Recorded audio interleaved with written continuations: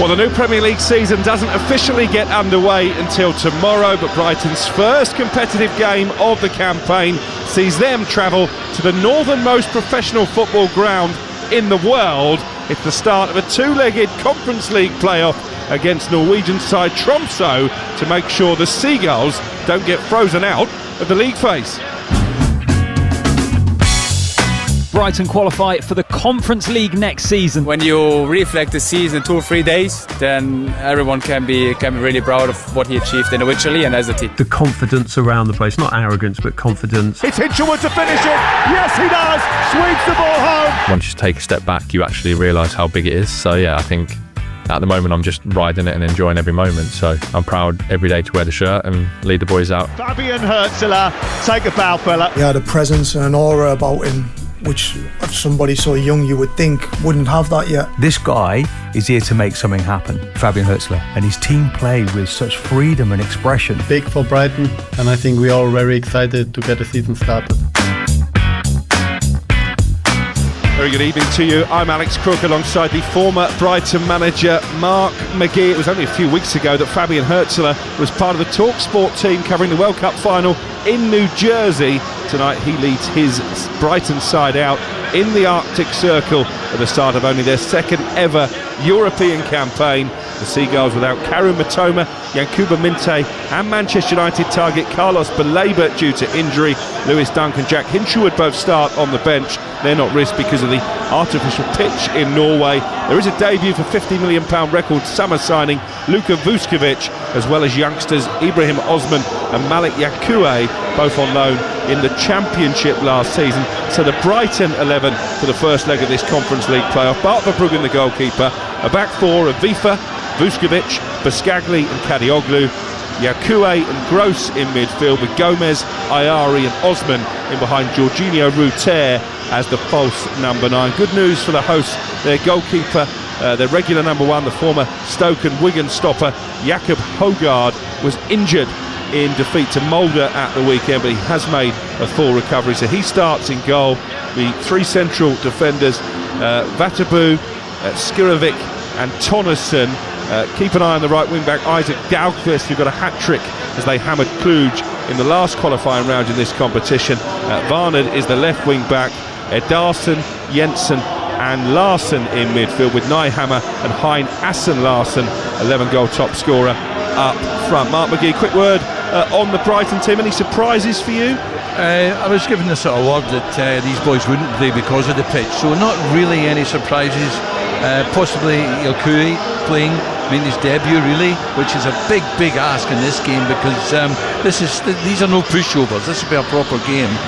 They'll be hoping, I think, to steal some sort of mark from Brighton tonight, and there's a job to do in there. It'll be well marshalled by Pascal Gross, of course. More from Mark McGee very shortly, but the kick-off fast approaching. Let's get the latest odds with William Hill. In the Zone on TalkSport 2. Brought to you by Final One Standing from William Hill. 18+, gambleaware.org. Terms and conditions apply. And delighted to say Alex Dunn joins us now. Alex, I'd imagine the Premier League side heavy favourites to get a first leg victory. Yeah, they certainly are. They're 4-9 to win tonight. The draw 3-1 and Tromsø in the betting at 9-2. You mentioned the team news there for Brighton, and it is interesting to see how they're going to line up and of course how that'll impact how they line up on Sunday against Aston Villa. A couple of price boosts that I thought were interesting here. Jorginho Rutter to score the first goal has been boosted from 4-1 to a massive 11-2. I do like the look of that with him leading the line for the Seagulls. You do have impact sub on your side as well if they don't make the breakthrough before he goes off. And Brighton to win both halves also boosted from 9-4 out to 11-4. It's a game I do think we'll see plenty of goals in, but I think Brighton will be doing the bulk of the scoring. So hoping it'll be pretty entertaining. I do think Brighton will probably make pretty light work, as the betting would suggest, of Tromsø. Alex, thanks very much. That was an odds update brought to you by Final One Standing from William Hill. New season, new game, big jackpot. Get your round pick in for free by 12:30 on Saturday. See lobby for further details. UK and Ireland online registered players. Terms and conditions apply. 18 plus. Visit gamcare.co.uk. In the Zone on TalkSport 2. Brought to you by Final One Standing from William Hill. 18 plus gambleaware.org. Terms and conditions apply. Let's hear now from the Brighton camp. Ahead of this evening's game, midfielder Pascal Gross has been speaking to our very own Ian Abrahams, and he's excited for the club to get their European journey off and running. Yeah, very much, because we worked really hard last season to be in the situation to play in Europe again. Yeah, it's big for Brighton to be the second time in Europe, and I'm really looking forward, because also the first game of the season, and I think we're all very excited to get the season started. Now, you've been here all summer and it's been, 30, 35, 38 degrees. It's going to be only about 8 or 9 degrees in the most northern part of Norway, in fact the most northern part of Europe, that stages a match in Europe. How will you feel about that? Yeah, it will be difficult. It will be difficult circumstances for us. Artificial pitch, different weather. They're in the middle of the season, so we really need to be well prepared. But we are, and we need to go there and get a good result for the second leg. Talk to me about how difficult it is to play on an artificial pitch, because you train on it sometimes maybe, but you never train on it, fair enough. But I mean, how difficult is it to play a football match on an artificial pitch? It's a little bit different, because the ball just bounces a little bit different than on grass. You have to get used to it quite fast. You have to warm up. I played in the youth a little bit on it, but now since years we are not used to play on it. So yeah, we have to accept all the circumstances. There will be no excuses. It's 2 legs, and we need to be good in that game. Pascal Gross there speaking to Ian Abrahams ahead of Tromsø against Brighton. How much of a leveller, Mark, will this playing surface be? And also the fact that obviously Brighton haven't played competitively yet since the end of last season. Tromsø halfway through their season in Norway. I think both of those points are relevant. The fact that they're halfway through the season is a huge advantage. The Brighton players will be well conditioned. They go away with instructions and they come back fit, these boys. It's not like in our day where we come back 2 stone overweight.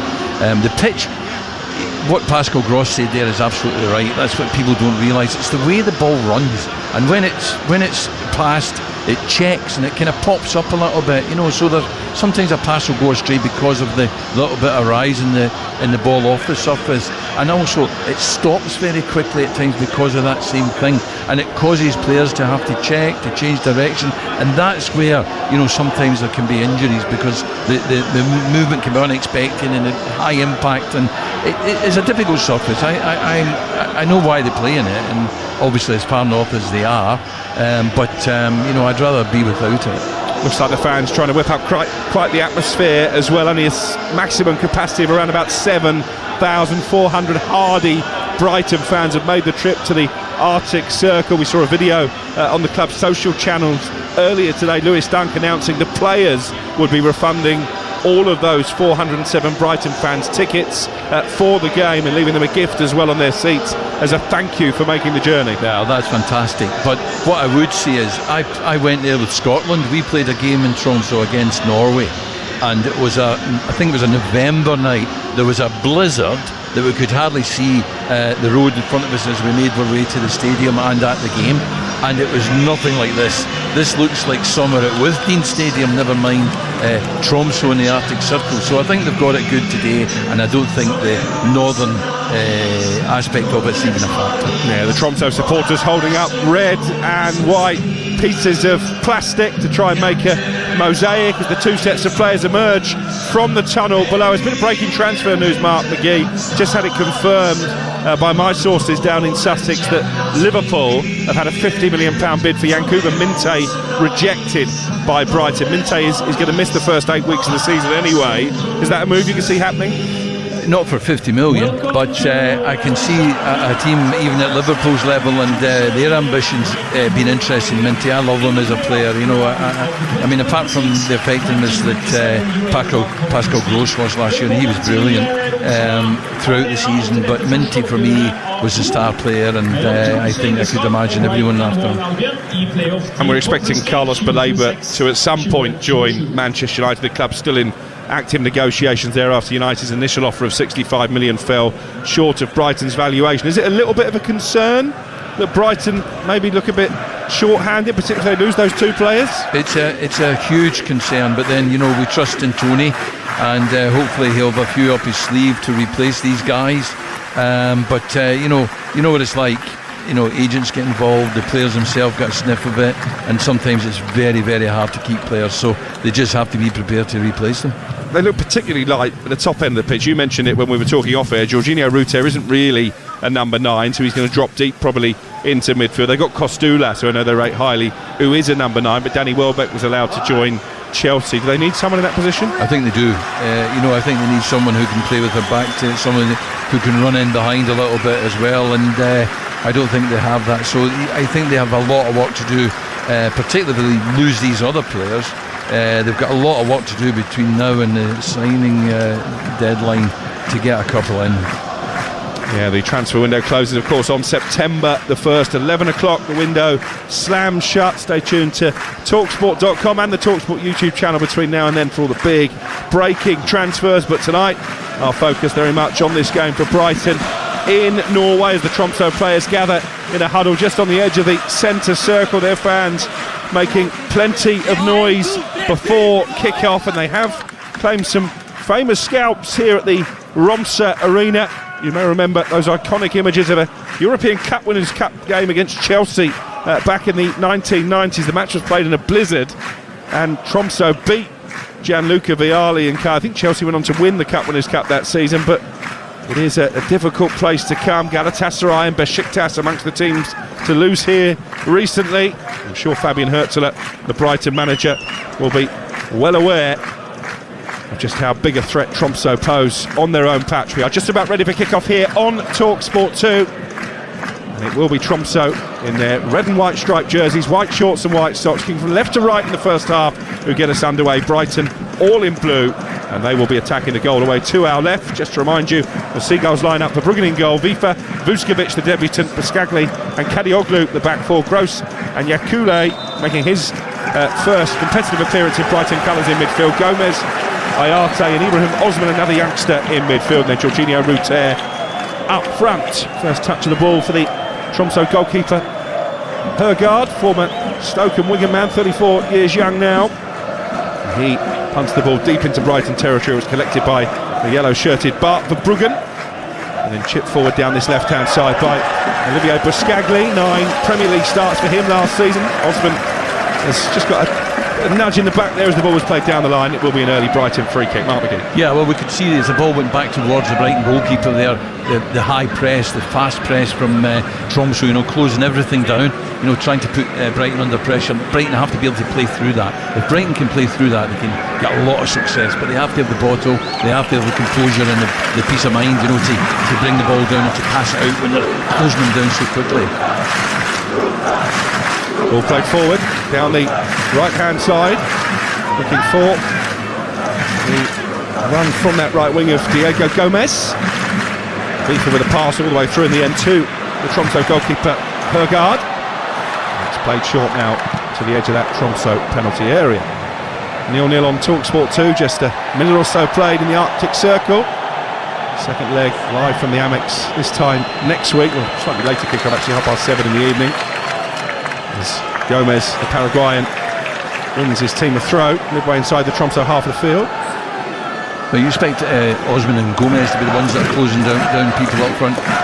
Pascal Gross was shutting down the keeper there, so he's doing the same as Tromsø are trying to do at the other end. He's leading the press. They're trying to put them under a little bit of pressure. Here is Gross, dinks the ball forward into the penalty area, looking for the run of Gomez just over his head, and goes all the way through to Hergaard. I think that looked a little bit offside. If he had got a touch to it, I think that would have been pulled back. Fabian Hürzeler, the Brighton manager, stands arms folded on the edge of his technical area. Yeah, I spoke to Fabian at the end of last season, and he was very, very ambitious about the European situation. Here they come on the attack again, Brighton. Osman sweeps it out to his left-hand side, and Ruter trying to get a shot away. Ruter from the edge of the area, well blocked, and the loose ball falls kindly for Nyhammer. He gives it away.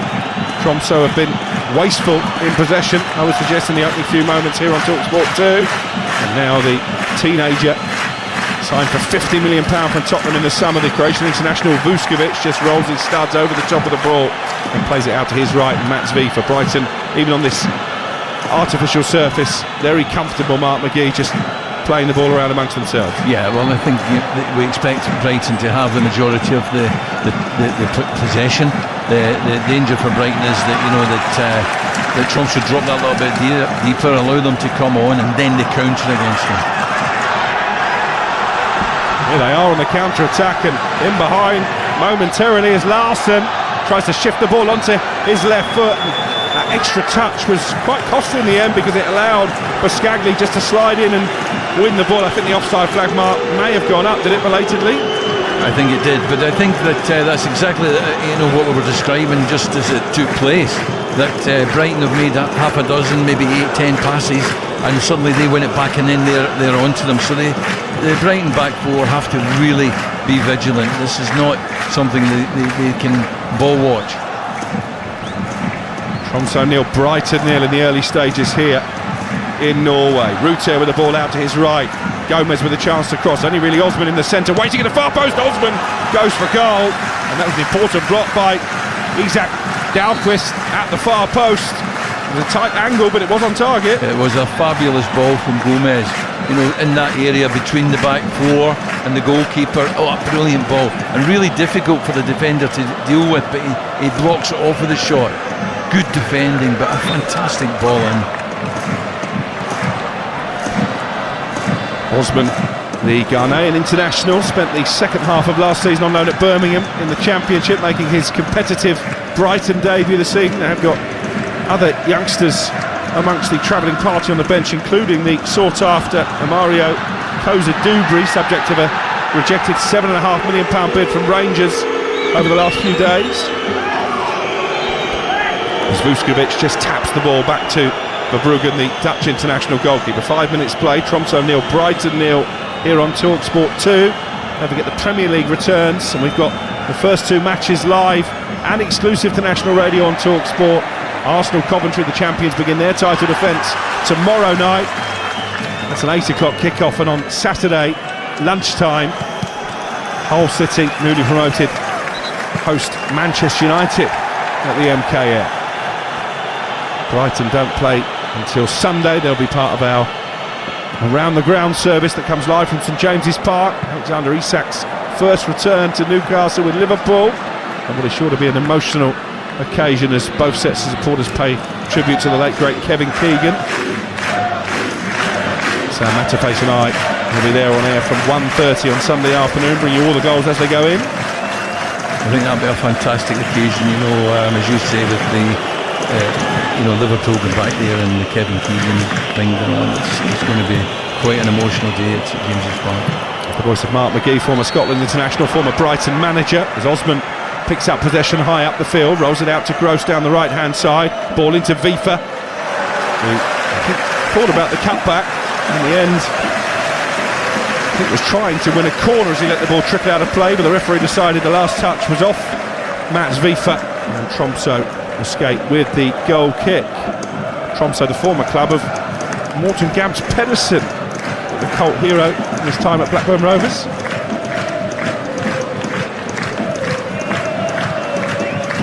It's the home side in possession down their right with Nyhammer dropping deep from his forward berth. Nyhammer momentarily in the right back position for the Norwegians. Carries the ball into midfield and lays it out to his you just saw right hand side, and Vadebo gives it away. Yeah, but the ball to Vadebo was held up on the surface. It was surface check. It causes him then to make a mistake. This is what this surface does.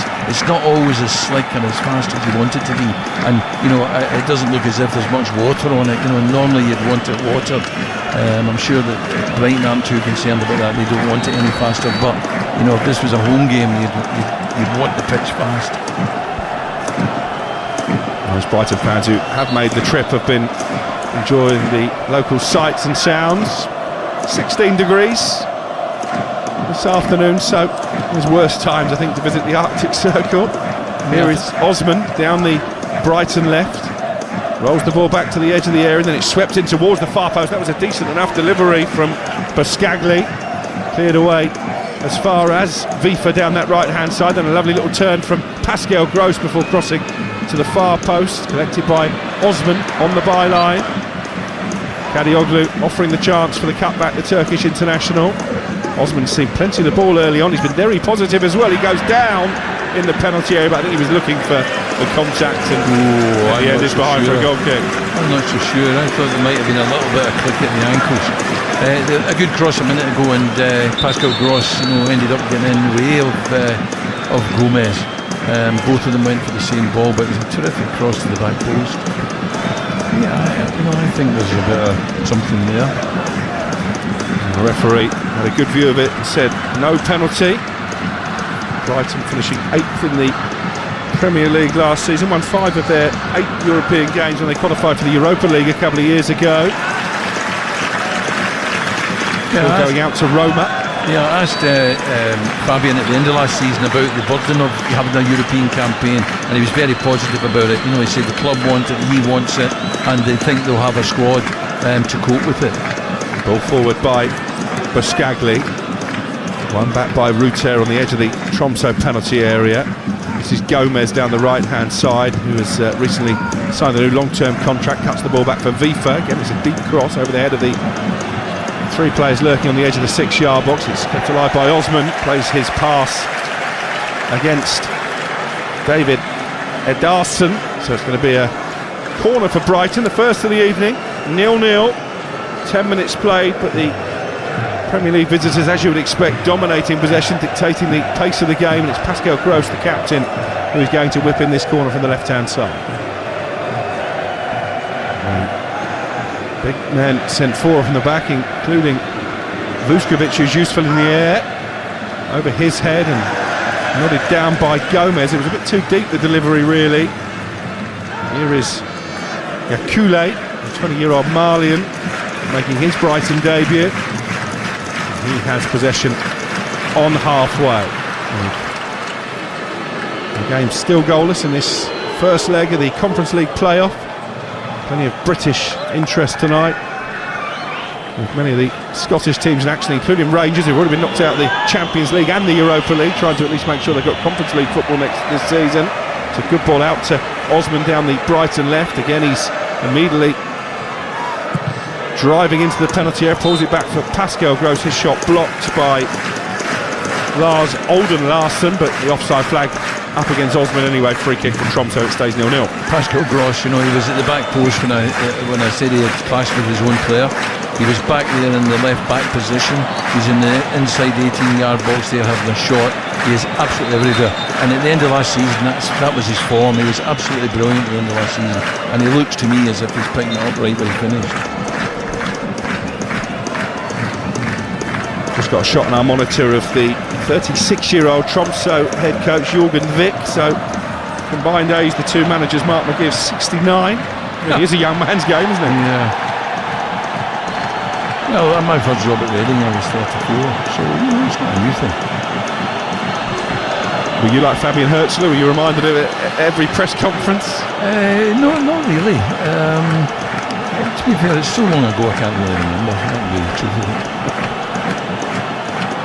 And there were times last season when one or two Brighton fans were calling for the head of Fabian Hürzeler. The hierarchy never flinched even during that difficult period mid-season, and were rewarded with a European finish on the final day when they could have ended up in the Europa League, but it was Conference League football in the end. Beaten at home by Manchester United, that put paid to hopes of finishing higher than 8th place. And ironically, it was Crystal Palace, wasn't it, who nicked their European place the previous year by winning the FA Cup. Yeah, I know, they weren't happy about that. My son wasn't happy about that. He's a big Brighton supporter. But here they are this year, as Fabian's got his wish to be competing in European football. Kadioglu infield to Yakule. Spent last season with Swansea in the Championship, 24 appearances in the second tier. Now Vifa has got a bit of competition for Brighton's right-back spot this season. Costinha, signed from Olympiacos, the Portuguese defender, has had a decent pre-season campaign. Brighton 5 wins from 5 in the off-season. I like Weaver. I mean, I think he gets forward brilliantly. My one question about him is that sometimes he pops up on the left-hand side. He makes diagonal runs and gets out of position. Osman with a cross to the far post again, headed away by the tall figure of Skirovic at the heart of that Tromsø defence. Brighton still on the front foot here though. Vifa just on the edge of the penalty area in towards Ayari, who's not seen much of the ball in the first 13 minutes or so, and then a foul by Yakule and a free kick for the home team. Yeah, it's all very congested in there, there's not a lot of space for Ayari, there's no gap between the back four and the midfield for him to get in those holes between them. So it's all a bit crowded at the moment, but he just needs to get a bit of daylight, and then we'll see what he can do. Tromsø 0, Brighton 0. The first leg of this Conference League playoff on TalkSport 2. There's a long way to go, but if it blew the whistle now, I think Fabian will be happy with them. I don't think there's any pressure on them to go and necessarily have to win this game.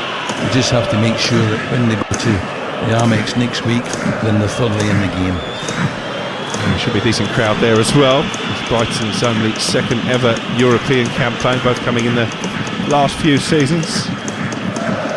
An incredible journey since Tony Bloom, a lifelong fan, saved the club from oblivion. Took them from the ramshackle Widlin Athletic Stadium to their home at the Amex. The rest is history, really. Here's Ayari, purposeful run forward by the Swedish international, rolls it to Vifa down the right-hand side, then Gomez looking for the return run of Vifa, and again the ball just runs over the byline for a goal kick, and I guess that's an issue on the artificial surface, isn't it? You have to get your pass to perfection, otherwise it just runs away from you. That's right, that's the two things. If the ball lands from the air, it checks and it bounces awkwardly. If it's on the ground, it can run right out, at pace, and it doesn't lose pace over too much of a distance. While listening to Tromsø against Brighton in the Conference League, live on TalkSport 2 with Enterprise Rent-A-Car. Whatever it is, they're here for it.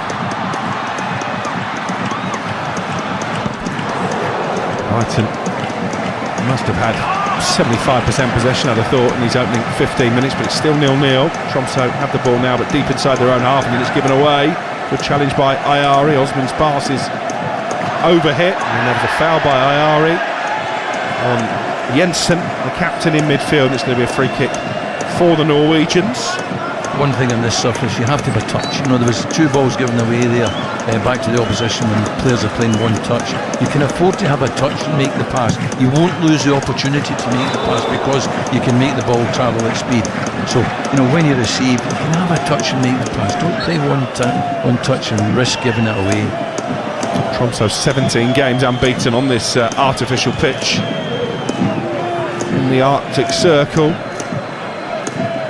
Haven't had too many opportunities to attack this Brighton defence so far and take advantage of any early season rustiness. They might now though, because there's a good run by Varnard on the left hand side, shackled by Vifa, but it is going to be, I think, the first Tromsø corner of the evening, which gets a rapturous round of applause from the home supporters. Decent battle that between Vifa and the 20-year-old Varnard. Yeah, Larsson made a nice run. He made a run from left central, and that opened up the space for him to win behind. So Hooper's going to have to be aware of that.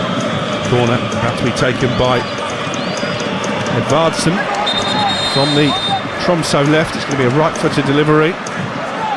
Referee just delaying the corner being taken because there's some pushing in front of Bart Verbruggen, the Brighton goalkeeper. Looks like Mathias Tonnesson, one of the centre-backs, is the main perpetrator. He's a big lad stood right in front of the Brighton stopper.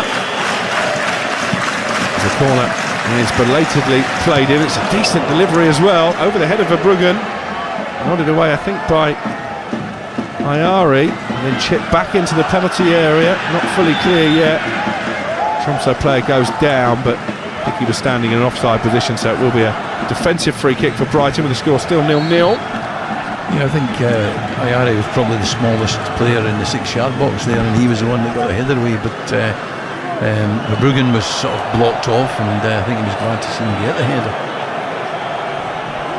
Free kick played short to Verbruggen, knocks it up towards the halfway line where Ruter is outmuscled by Edvardsen, and he plays the pass against the referees. He's going to have to stop the play here and reward a bounce ball in Tromsø's favour. That's the moment that Ruter has to keep the ball there. You know, that's what he's there for. If that's all he does all night, when it comes up to him, keep it, allow them to get out. You know, and we talked about it before. Do Brighton need to strengthen? He needs to get better, or they certainly need to strengthen, because they need somebody that can keep that ball. He's only scored one goal since January. Jorginho Ruter. He's still probably trying to identify what his best position is. He's not really a number 9. Is he a 10? Can he play in one of those wide areas behind a lone striker? I often think it's as much to do with the systems that they play. You know, that they never actually give anybody an identity. He plays off, he plays up, he plays off, as a false 9, whatever it is they call it at different times. But you know, they don't get consistently playing as a centre forward with his back to it, where he's expected to hold it up. So it's different every week. There's Jorginho Ruter down the right-hand side for Brighton. Good drive into the penalty area. Decent cross as well. Nodded down by Kadioglu, but he was just off balance at the far post, and that enabled Tromsø to clear, and then Nyhammer very cleverly got his body in the way and was dragged to the floor, so it's going to be a free kick for the home side. And they have had the opportunity to get the ball out wide and run at this Tromsø defence. They do look like they can cause problems, Brighton. Yeah, well, I think that, they're happy to do that. The centre halves are centre halves who like defending the box. They like defending crosses. They're not centre halves who particularly want to be running out any wide areas. So, if Brighton can get crosses in, I think that's the best that Tromsø would hope for. There's Nyhammer again. Oh, he's got a bit fortunate there with a ricochet off one of the Brighton defenders. He's now on the edge of the penalty area. Nyhammer, and his pass is just slightly behind Larsson. That enabled the blue-shirted Seagull to smuggle it clear. Got it back though, Tromsø down the left-hand side. This is Lars Olden Larsson, deep ball into the area and headed behind by Kadioglu, facing his own goal under pressure from Dahlqvist. We talked about his goal threat. It's going to be a second Tromsø corner of the evening, 0-0. Well, this is again coming from Gomez not keeping the ball. There's Rutter a minute ago, now it's Gomez. They must, when the ball comes out, give the team the chance to build by keeping the ball, win a free kick, something like that. But we cannot afford to allow them just to come back in waves. Home supporters encouraged by what they've seen from their team over the last 4 or 5 minutes. Another corner to be taken by Edvardsen. Short this time, gets it back. Edvardsen cleverly played to the edge of the area. And that was a good challenge by Osman. Still Tromsø on the attack though. Down their left-hand side, it was Jensen, the captain, who plays the ball against Mats Wiefert's third corner. Yeah, a little alert for Brighton there. They took it short off the training ground, and I think they were working it towards the 17 to have a shot from the edge of the box, but Brighton did get out and close it down. Tromsø 0, Brighton 0. Edvardsen puts both arms in the air, suggests he's going to whip it into the penalty area this time, as opposed to going short like he did on the previous set piece.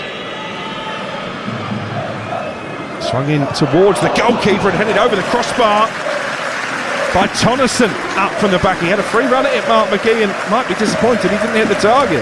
He did.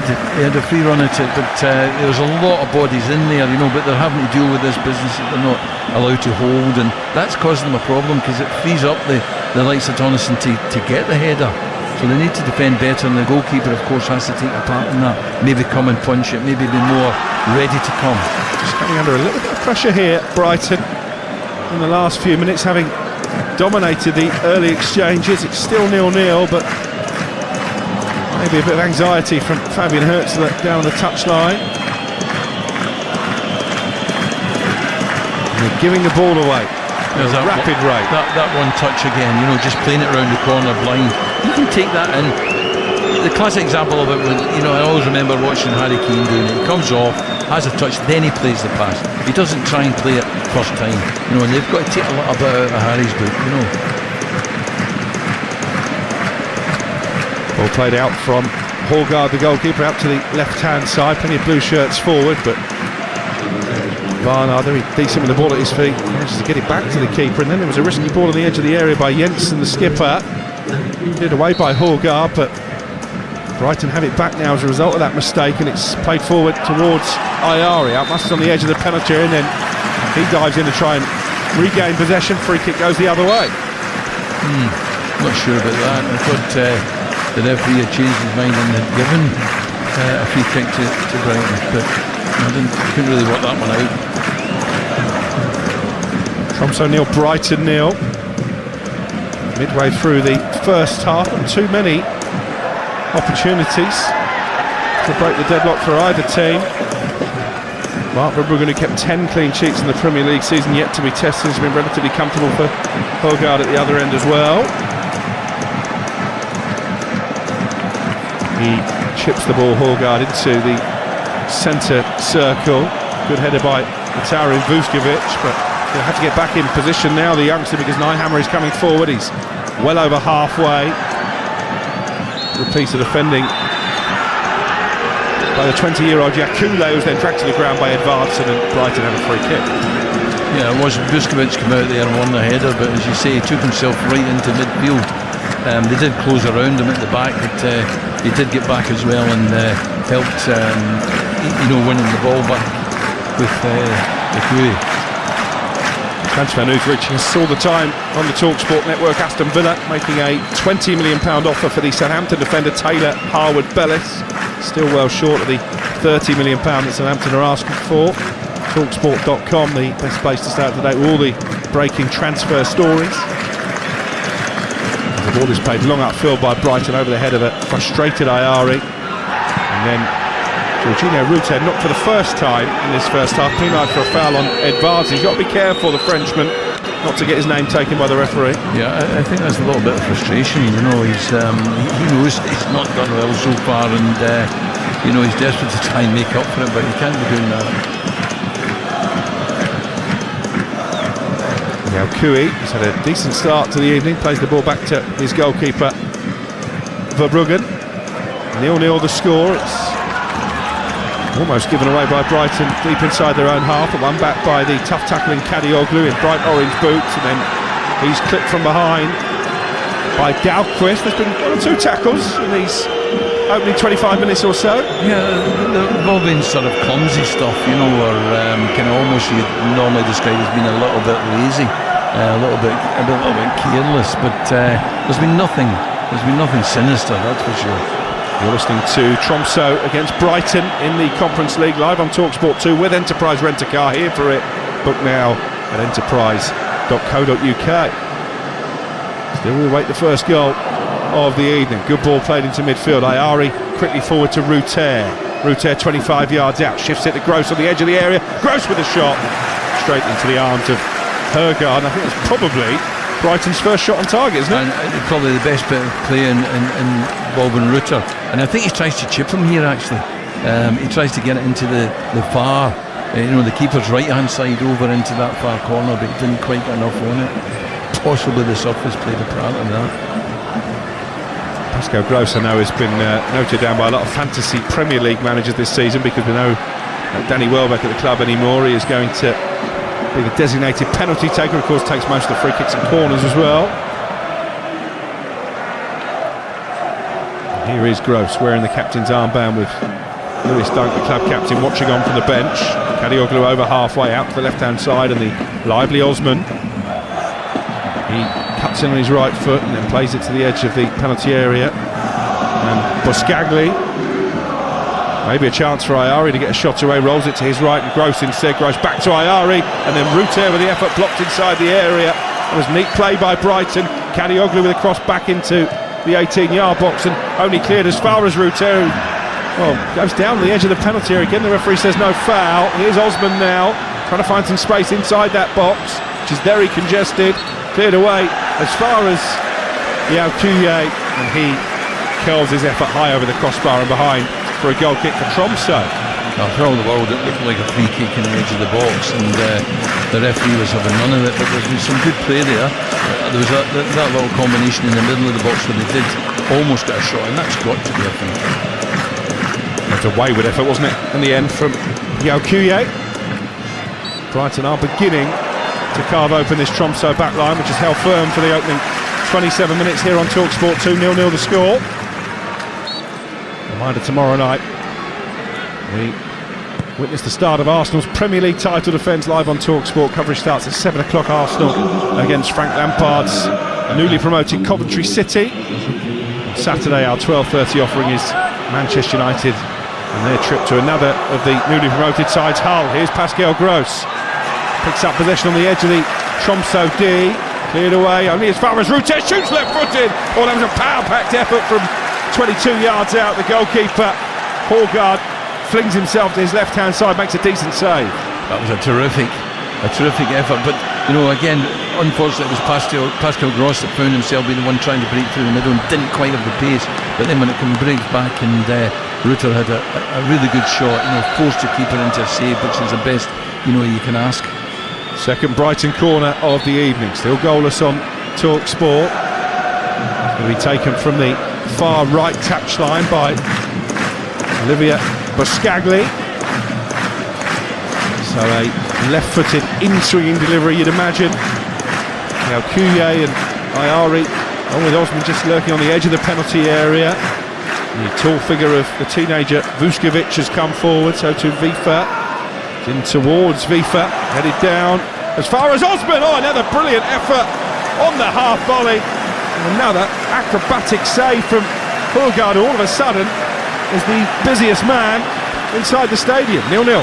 Initially it was a great header away by Tonneson, but it doesn't clear the box, and he gets, you know, a lovely little bit of skill, sets it up himself off his shoulder, actually it is, and forces the keeper in. A really good save. Corner to be taken by Pascal Gross this time. Pressure building by Brighton at last. 0-0. You feel a goal could be coming here. Gross towards the far post. Vuskovic got something on it just to keep it in play. And the cross from Gomez, nodded clear by Edvardsen. Osman picks it up 10 yards outside the penalty area, and here is Pascal Gross again. Down that left-hand side, back to Osman. Osman with the effort, right-footed, drags it wide over the bar as well. Still, we await the first goal of the evening. Yeah, I think he tries to sort of show the keeper the eyes a wee bit as if he's going to go far side, and he tries to snap it into that near post. Got nowhere near the target, but you know, they've had a lot of shots. I mean, they've probably had 8 shots in the game so far, which isn't bad away from home. Yeah, 31 minutes played. Tromsø 0, Brighton 0. Tickets do remain on sale for the second leg of this Conference League playoff next Thursday. Adult tickets start from just £18. Head to BrightonHoveAlbion.com for tickets and full details. If you can't make it, we'll bring you live commentary right here on TalkSport 2. Myself and Mark McGee heading down to the Sussex Downs. I would like to see the two wide players of Brighton just spend a bit of time on the ball. You know, it's all very well passing the ball, you know, and they've done it to an extent, and they've still got in. But I'd like to see them now and again, you know, go outside, get them up the park, take people on. Free kick for Tromsø, just inside the Brighton half of the field. Looks like they're going to play this into the penalty area. It's a diagonal floated ball towards the left corner of the box, where it's picked up by initially Vifa, and then Gomez down the line to Ayari out wide. Wins his team a throw just inside Brighton territory on that far touchline as we look. Here's Vuskovic, part of the Croatia team that lost 4-2 to England in the first game of England's World Cup in Dallas. A good season on loan in the Bundesliga last term. Here's Osman down the left-hand side, gets it back from Kadioglu into the penalty area. Osman cuts it along the 6-yard line, but just behind Ruter, and Tromsø able to clear out a play for a throw. He has looked really dangerous though, Ibrahim Osman, every time he's picked up possession on this near side. Kadioglu gives possession away from a poor throw. Well, that was a little combination there, you know, a give and go, and he's run him down the line. A variation on what we were talking about. I like that, you know, trying to get in behind them, you know, pushing them to the byline. There's Buscaglia. Tromsø nil, Brighton nil. You're listening to TalkSport 2. This early summer's evening.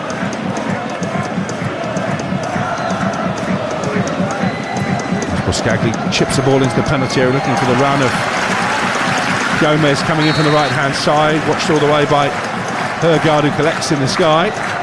He rolls it out short to Tonnesson.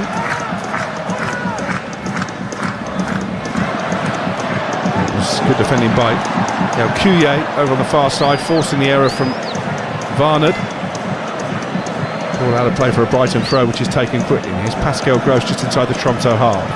He played 33 minutes on TalkSport 2, it's still goalless. Vuskovic forward to Buscaglia. Brighton playing for a place in the Conference League phase, the draw for which takes place next Friday. And for the Conference and Champions League. 9 British clubs starting out in Europe this season. Here's Ayari, can he get a shot off this time? No, instead plays it out to his right and Gross on the edge of the area. Here's Gomez, back to Gross, who's got a bit of space, shifts it to his right and Vifa. Gross into the feet of Ayari. Now Kuye up to Vuskovic, who's going to shoot left-footed low towards the bottom corner, but not any real power. It's a pretty routine save down to his left by Hergaard. I think one of the things that's happening on the left-hand side is that Kadioglu is going into that space ahead of Osman too early. I think he needs to sort of maybe give him space at times to try and take him on, to leave him to take on the defender. McGee, the former Brighton manager, alongside me, Alex Crook, as Brighton with a free kick for a foul on Vuskovic, pushing the back by Hein Assen Larsen. Haven't seen too much of Tromsø's 11-goal leading goal scorer, but that was a bit overzealous. He shoved Vuskovic to the floor. Free kick played out to the left-hand side in Kadioglu. Now Osman. He's been a real handful for Dahlqvist, and he got past him again here and crosses into the penalty area. Only cleared to Mats Vifa, who gets underneath his shot and hits one of the advertising hoardings behind the goal. It's behind for a goal kick. Yeah, well, that was exactly what I was talking about. Look at Kadioglu there, he stays. He doesn't go into that space, the sort of inside run, an underlap if you like to call it. He doesn't do that. He's done that time and time again, which has blocked the space for Osman to be able to take him on. But that time he stayed and he was able to go at the defender. These Tromsø fans still making plenty of noise. Third in the Norwegian League, as I say, around about halfway through their campaign. They actually started out in the Europa League qualifiers, were eliminated and dropped into the Conference League and hammered Cluj of Romania 7-1 on aggregate in the last round. Here's Osman, just caught sleeping there before he was shoved off the ball by Vadabu. Vadabu actually accused Brighton of arrogance in the build-up to this game because they didn't train at the stadium yesterday. That was more to do with the artificial surface than anything else, but it obviously ruffled the feathers mark of the Norwegians. Yeah, and I hope that Fabian used that to his advantage. When the opposition start talking about you, you pin that up the dressing room wall, as it were. Metaphorically speaking, and you use it as incentive. That's these things get said, don't they? Olgaard, the goalkeeper, plays the ball out to Vadabu on this right-hand side. He thinks it up towards halfway. Good header by Vuskovic. And Kadioglu down the line, looking for Osman. And he manages to find touch in the end for a Tromsø throw. Again, have a touch. But, there was an incident a minute ago when Rutter came off, kept the ball and played the ball in behind him. That's exactly what Brighton. They've given it away, Tromsø deep inside their own half, but sliding challenge by Larsen, denying Gomez the chance to take full advantage. They've got it back on this left-hand side now, the Seagulls. Just outside the area is Kadioglu. He finds the overlapping Osman. Now Buscagli invited to come forward, deep across the far post over the head of Gomez, who actually come infield on this occasion. Vifa just brings it down on the edge of the penalty area for Pascal Gross, playing the Champions League for Borussia Dortmund during his spell back in Germany. Gross forward to Gomez, but intercepted by Skirovic, and he clears upfield. I don't think it was a coincidence, Mark, that Pascal Gross's return to the Amex coincided with Brighton rediscovering a bit of form after that sticky patch that I alluded to earlier. That experience, I think, played a big part in them ending the season in a strong fashion. It absolutely did, and one of the things that he does... Kadioglu with a deep ball, we'll come back to that, crosses into the penalty area, it's cleared and advancing, gets it fully away. One of the things he does is out on the pitch, you see him, when you sit close to it, you see him giving instructions, you see him telling the young players where to move, where to go, when to move. He does brilliantly in sort of marshalling the troops, and that was something he brought back. And I remember there was a couple of games that I went to, and that part of his game was outstanding. He was absolutely orchestrating the whole match, for the Brighton team. Vucevic has gone down with what looks like a head injury. He was involved in a tussle with Larsen, and there was a nasty clash of heads. So the referee had no choice really but to stop the play, although he took a while to do so. Fabian Hertzler very animated down on the touchline. 0-0 here with 39 gone in the first half. Vucevic back to his feet. Looks okay. Of course, in the Premier League this season there are all kinds of new protocols, new laws. Players who go off injured now have to leave the field for a minute as opposed to the previous 30 seconds. And if a goalkeeper goes down injured, unless it's a serious one, then his manager has to nominate an outfield player to lead the field. The thing about it is, a lot of these decisions, these rules make sense. There is sense in it, for safety, for keeping the game going, keeping it flowing. But who's keeping track of it? That's what I kind of work out. How do you keep track of the two or three of these things all happening at the same time? How the heck do they keep track of what's happening? Substitutes also have to leave the pitch within 10 seconds now. And it's just more for the referee to get inside their congested brains, isn't it? It used to take me about a minute, to get to the touchline from anywhere in the pitch, so I don't know about 10 seconds.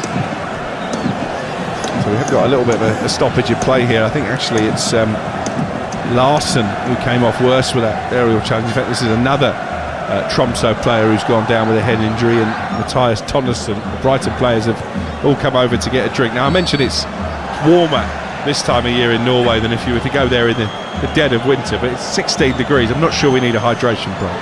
No, not at all. I think it's an unofficial hydration break, but they're taking advantage of it quite lightly. The hydration breaks, well, that's another story, isn't it? So Tromsø 0, Brighton 0. Very competitive opening 40 minutes between these two in the first leg of this Conference League playoff. Should be competitive at the Emirates tomorrow, or will it? Arsenal, the champions, taking on Coventry, freshly promoted after an absence of more than 2 decades. Our coverage on TalkSport gets underway at 7 o'clock, kick up at 8 on Saturday at 12:30. We'll be at the MKM Hull, another of the top flight newcomers, hosting Michael Carrick's Manchester United. Adrian Durham, as always, will be taking you around the grounds from 2:30 on TalkSport on Saturday afternoon. All the goals as they go in from the Premier League, the EFL and beyond. And on Sunday, Sam Matterface and myself at St James's Park. Newcastle host Liverpool for a comprehensive goal service there. It's a busy Sunday afternoon in the Premier League. Manchester City hosting Bournemouth. Brighton in action against Aston Villa at the Amex. As the Seagulls win a corner here, which Pascal Gross is going to take from this near left-hand side.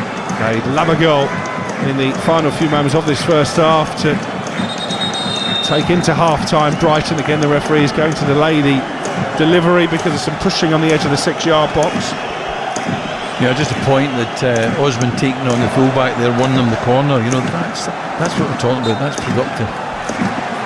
Gross to take in front of the end of the stadium in no stand towards the far post, and it was met on the volley by Gomez, and he sends his effort high over the crossbar. 0-0. I think there's a bit of wrestling, and I think the referee has given a free kick anyway, but you know, he wild over the bar. He did the right thing, you know. He looked like a calm finish, but he didn't keep it down. I mentioned there's no stand behind that goal. There's a house almost directly behind the goal. I wonder if that may have found its way in for an open window. I hope it's not landed on someone in the bathtub or anything like that. Well, I mean, a bit of a shocker. It's got all the look of the old Withdean Stadium where we used to play when I was the manager there. But of course, none of these players will remember that. They only know now the amazing Amex Stadium and that brilliant training ground as well in Lansing. There is Kadioglu winning possession high out the field for Brighton. Still goalless on TalkSport 2. The Seagulls have looked the more likely. The goalkeeper for Tromsø, Jakob Hogard, as you'd expect, has been far busier than his Seagulls counterpart Verbruggen. He's still 0-0. I think Fabian Hustle will be very happy with the first half. You know, he'd like to go, but there's not been a clear-cut chance for a goal. But you know, there's been good pressure, there's been good possession. They've defended when they needed to. They've been high enough up the park, you know, to protect Verbruggen. But I think they just need to get a little bit sharper up round about the edge of the box.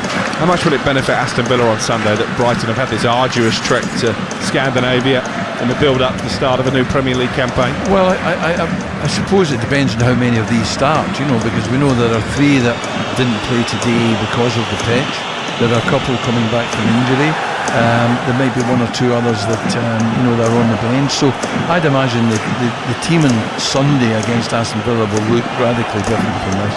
Yeah, those 3 left out just to protect them from the surface. Lewis Dunk, the veteran captain, Jack Hinchwood, who's had a couple of injuries in recent months, and Maxim de Kuyper as well, all on the bench, so can be called upon if required. No Matoma, no Baleba or Minte due to injury in the travelling party. Here is Osman though, he has caught the eye in this first half. Low ball into the penalty area, looking at Ruter, cleared away by Skirovic. I wonder if the performance of Jorginho Ruter has sort of played into your fears pre-match, Mark, that it's been quite easy for that back 3 of Tromsø to defend. It has a little bit, but he has had a couple of moments and he's achieved what I was talking about, you know, coming off, keeping it and playing people in. He's done it twice now, and you know, only needs 1 good ball to get either Osmond or Gomez in.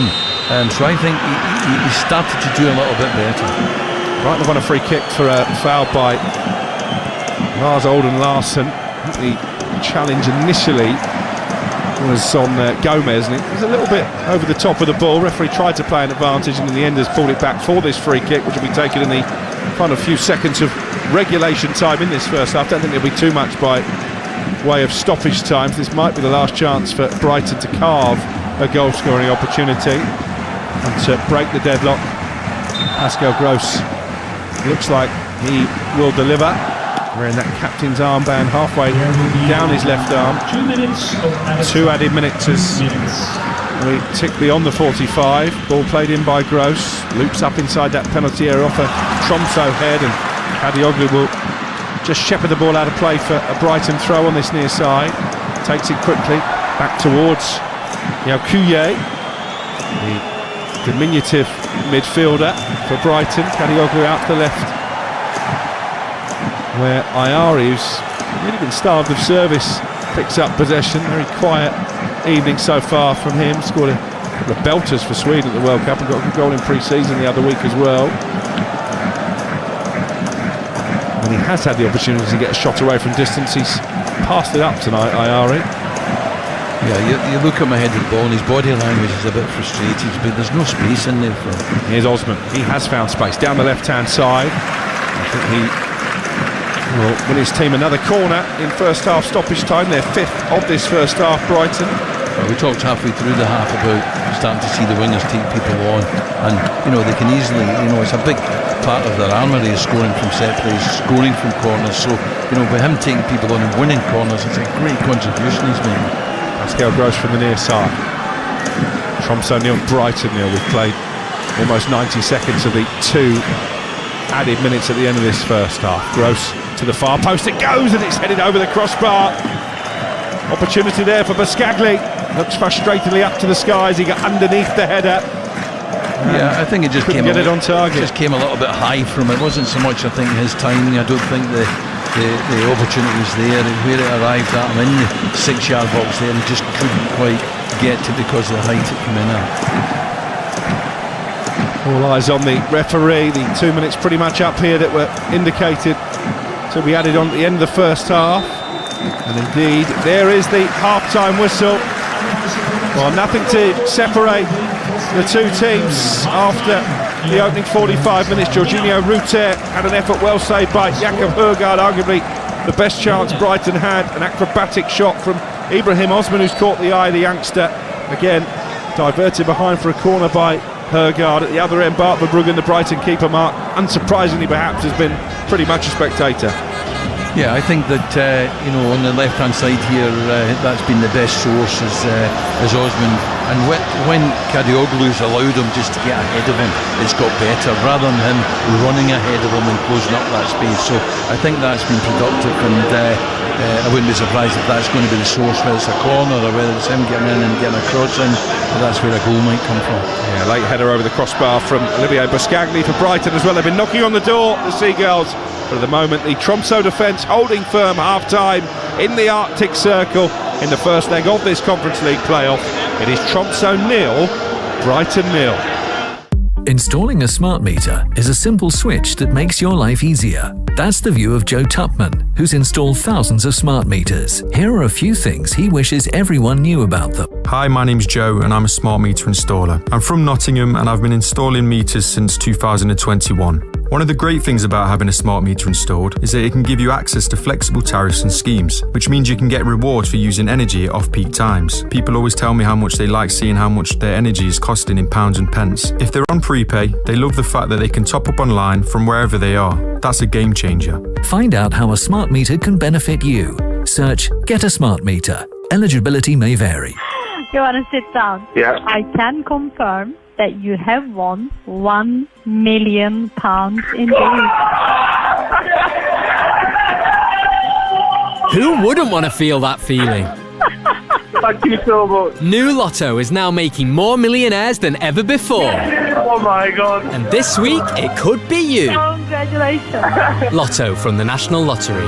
It could be you. Rules apply. 18+. With the Suns holds from £9.50, it's your last chance this year to get... Two-way beer, silver play. And... Large cone, please, mate. And... Woohoo! Choose from over 200 parks across the UK and Europe. Start collecting your codes today in the Sun or join Sun Club to book. Price based on a minimum of 4 people sharing. T's and C's apply. On the hunt for the perfect new kitchen? Visit your local Wickes kitchen showroom and explore all the stunning displays up close. Plus, get hands-on with our range of appliances, worktops and storage solutions. Come in and be inspired by what's possible. Find your nearest Wickes kitchen showroom at wickes.co.uk. Every day, NatWest customers are doing extraordinary things. Like game-changing founder of Foudies, Helen Hardy. I was at women's footy matches every week. Thousands of fans. But none of them had shirts with women's names on them. So I got a £200 heat press and I started printing them myself. 300 gut decisions later, Foudies sells women's football shirts all over the world. With NatWest, people like Helen are making extraordinary things happen. So whatever yours is, let's do this. Here at the Money Supermarket Training Academy, we're training our recruits to save people money on their car insurance. But that's not all. Here comes one now. Let's put them to the test. What do we do for our customers on top of saving them money on their car insurance? We give them a £15 reward. And? When they keep on switching with us, they get more and more rewards. Very good. Scarily impressive. Money Supermarket, where better off begins. Download the app today. Rewards include prepaid MasterCard, qualifying purchase with logged in account, 18+ UK only. See site for T's and C's. Need anything from Tesco? How about 8p off per litre of fuel when you spend £60 in store? That could add up to quite a saving at the pump, which means your weekly shop now goes that little bit further. Tesco, every little helps. Minimum spend applies. Savings capped at £10. Selected fuel stations. Excludes Esso. Shop between 17th and 31st of August. Coupons valid to 6th of September. Kiosk only. Excludes Northern Ireland and Isle of Man. T's and C's apply. Great Scott! It's 2026, and you're still tuning in on your radio. Don't you know a vastly superior transmission device has been invented? If you're going to listen to Talk Sport, why not do it with some style by stepping into the future and downloading the Talk Sport app with fully modernized sound quality and access to a digital library of so-called podcasts. It'll blow your mind. So come on, future boy, witness the progress of mankind. Where we're going, we don't need aerials. Download the app today and listen online. The passion, the pain, and the poetry of the beautiful game. He fires it at beauty. The Conference League, live on TalkSport 2. You're listening to the Conference League live on TalkSport 2 with Enterprise Rent-A-Car, whatever it is, they're here for it now. The Premier League season kicks off tomorrow night. We'll be live at the Emirates to bring you the action as newly promoted Coventry travel to reigning champions Arsenal. Could we see an opening day shock? Or Sky Blues boss Frank Lampard joined TalkSport Drive with Adi Oladipo and Darren Bent earlier this week to look ahead to the season opener. Yeah, I'm excited. I think we're excited. I think our little story of 25 years out of the league, the year that we had last year with the boys, how well they did to get us there, and then reality obviously kicks in. And when you see Arsenal away as the first game, absolutely kicks in because they were quite rightly the champions. But we have to focus on ourselves. We have to take the challenge head on that it is. You play these best teams through the year away from home, get them early while we're early in the season. We just have to prepare ourselves as well as we can and be confident going into it. I don't want the players to be overawed. They deserve their chance to play in the Premier League. We're going to the champions and we'll hopefully give it our best. Frank, how's preparation gone then in pre-season? I mean, your recruitment really, really well. You've brought in some really good players. You've obviously signed a couple that you had last season as well, which has been brilliant. But how's the preparation gone for you? Yeah, it's gone well. I think it's hard. We've known we've been promoted for a long time because we did it early, and this season started later. So it's hard to do too much business. We know we want to help the squad and improve it. It's hard to do that in the summer. It's quiet months, especially when the World Cup was on. So we've had to wait for some of the players to come in, which we are excited about to get the squad to where we want it to be. So we've worked hard with the players. They came back quite early. A lot of conditioning, a lot of getting fit, the typical stuff, and then in the last sort of 2 or 3 weeks as the new players have been coming in, we've been able to work much more sort of tactically on what we want to do and how we're going to approach the season in terms of our general idea, but then really honing in on Arsenal because we know what challenge that is. So no, I think the boys are in a good place. They've worked well, they're excited. So Friday's coming and what a way to start it, I guess. Frank, how difficult is it, and that balance, I guess, to trust the players that ultimately got you to the Premier League, but also understanding and knowing that you're going to need stronger players to stay in the Premier League and compete with some of the big boys? Yeah, it's a great question, right? Because we've all seen that from the outside, and it's not easy. And you want to be very strategic. You want to give yourself the best chance for the squad. I will say, as I said a lot now, but the players were great last year. We had an incredible spirit, and the squad deserved to get to the Premier League. So individually, there's a lot of players there that deserve the opportunity. We haven't got many Premier League minutes as such, so they're all very excited. But we have a job to do to try and compete. We all understand that the level is the level of the Premier League. It's the greatest in the world. So it's can we keep that togetherness and spirit and what we had last year, and hopefully we've added quality within that to help the players and to get us at the level that we want to be at. And to be fair to the players that were there and the players that have come in, there's a good feeling around the place. The players have come in and settled in pretty quickly, and the place feels good. Of course, once the league starts, all the challenges are really there in front of you. But in terms of preparation, I'm very happy with where we're at. And there's still a little bit of time in the window, but the games start now, so it's good. We're done. We've had enough of the pre-season games. We're ready for the real stuff now. Frank, I know you're definitely someone who likes to concentrate on your own team, but I'm guessing you'll take great confidence from what Sunderland and Leeds did last season. More so Sunderland. I know finishing in a European position in your first season is absolutely incredible, but the previous seasons before that, we've seen the 3 teams come up and go straight back down. But seeing what happened last season, that must give you great confidence. Yeah, it does, Benty, and I think it was a good case for us because we played against Sunderland in the semi-final the year before, so we knew what they were then. And then when you're watching them from afar last year, you're seeing the results they're getting out. And over the summer, myself and my staff, we studied a lot of these typical teams you're talking about that have either got up and stayed up, or those sort of teams that maybe don't financially not the most powerful in the league, but tend to overachieve in the way they do it. I thought Sunderland were very impressive. Firstly, they were very impressive in the market. They were aggressive and recruited where they thought they needed to strengthen. I think that's clear that needs to be done in the modern day. But secondly, their setup and how they played, the physical nature of the team, how they were aggressive at certain times, and how when they needed to defend, they were very compact and defended with a lot of discipline and a lot of work ethic, and really got something going. So there's lots of pointers we can take from that and then do it in our own way, which is what we've been speaking about to the players in the last few weeks. Your biggest supporter on planet Earth, Mr. Rory Jennings, went to go and watch you a few times last season, and he always used to tell me you're very on the front foot, very attacking. Is it going to still try and be a bit of that in the Premier League, or do you have to change it just because of obviously the quality goes up a bit? Yeah, Rory did come last year, and he came with his little gang, and they had a really good time. They absolutely enjoyed. I saw them in the office after, and they were straight into the beers, so they were good.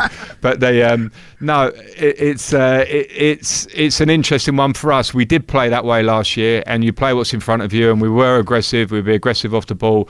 We attacked quickly, so we could control games, but we could also play forward very quickly, and hence why we scored a lot of goals. But of course, we're going to have to look at what we're going into to step up in level, and in each game as it comes in a certain way. When you're coming up against Arsenal and you see the threats they have, you'll be naive and stupid to not sort of consider that and consider what our approach is. So we'll do that. Hopefully we can show that, and hopefully there'll be different games where we can show more of our style of last year, but at other times and we have to be a bit more strategic. If we have to make sure we're defensively sound and not giving away transitions, which in the Premier League now are so important, the amount of goals that scored in transition, just with a high quality and speed level, we have to have a full awareness of that. That's Frank Lampard, the Coventry manager, looking ahead to their trip to Arsenal tomorrow night, live and exclusive to National Radio, only here on Talk Sport. Adrian Durham, your host, commentary from Jim Proudfoot, and the former Crystal Palace manager Alan Pardew. And if you want to hear more big name interviews ahead of the Premier League season getting underway, you can listen to the latest episode of the Talk Sport Daily with myself, Alex Crook, and Angelina Kelly. We heard from Arsenal's Mikel Arteta and Victor Gyökeres, discussed all the latest surrounding VAR with Howard Webb, and the Premier League Chief Executive Richard Masters joined us as well. That's available to find on Apple, Spotify, the Talk Sport app, and wherever you get your podcast from. And just a reminder of how we're looking heading into the opening weekend of the Premier League season. Tomorrow night, as I say, Arsenal Coventry live on Talk Sport from 7 o'clock. Saturday, Hull take on Manchester United. That's a 12:30 kickoff. Steve Bruce, the former Manchester United defender and indeed Hull manager, part of our team there. At 12:30, Adrian Durham, Stuart Pearson, Charlie Adam take you around the grounds on game day live on Talk Sport. All the goals as they go in from the Premier League, the EFL and beyond. West Ham Charlton is our live and exclusive commentary from the Championship here on Talk Sport 2's Joe Shannon and the former Arsenal winger Perry Groves in the chair for that one. On Sunday, more Championship action here on Talk Sport 2. West Brom v Burnley with Ian Danter and Chris Wellham at midday. At 1:30 on Talk Sport, game day live comes from St James's Park. Myself, Sam Matterface, Mickey Gray and Perry Groves giving you bang up to date with all the goals from Brighton, Villa, Man City, Bournemouth and Newcastle, Liverpool, as well as that EFL game between West Brom and Burnley. On Monday night, we've got a West London derby on Talk Sport. 8 o'clock kickoff between Fulham and Chelsea. Danny Murphy, once a Cottager, will be your co-commentator there. So plenty of live football coming your way across the weekend. Still come here tonight on Talk Sport 2. Second half of Tromsø 0, Brighton 0.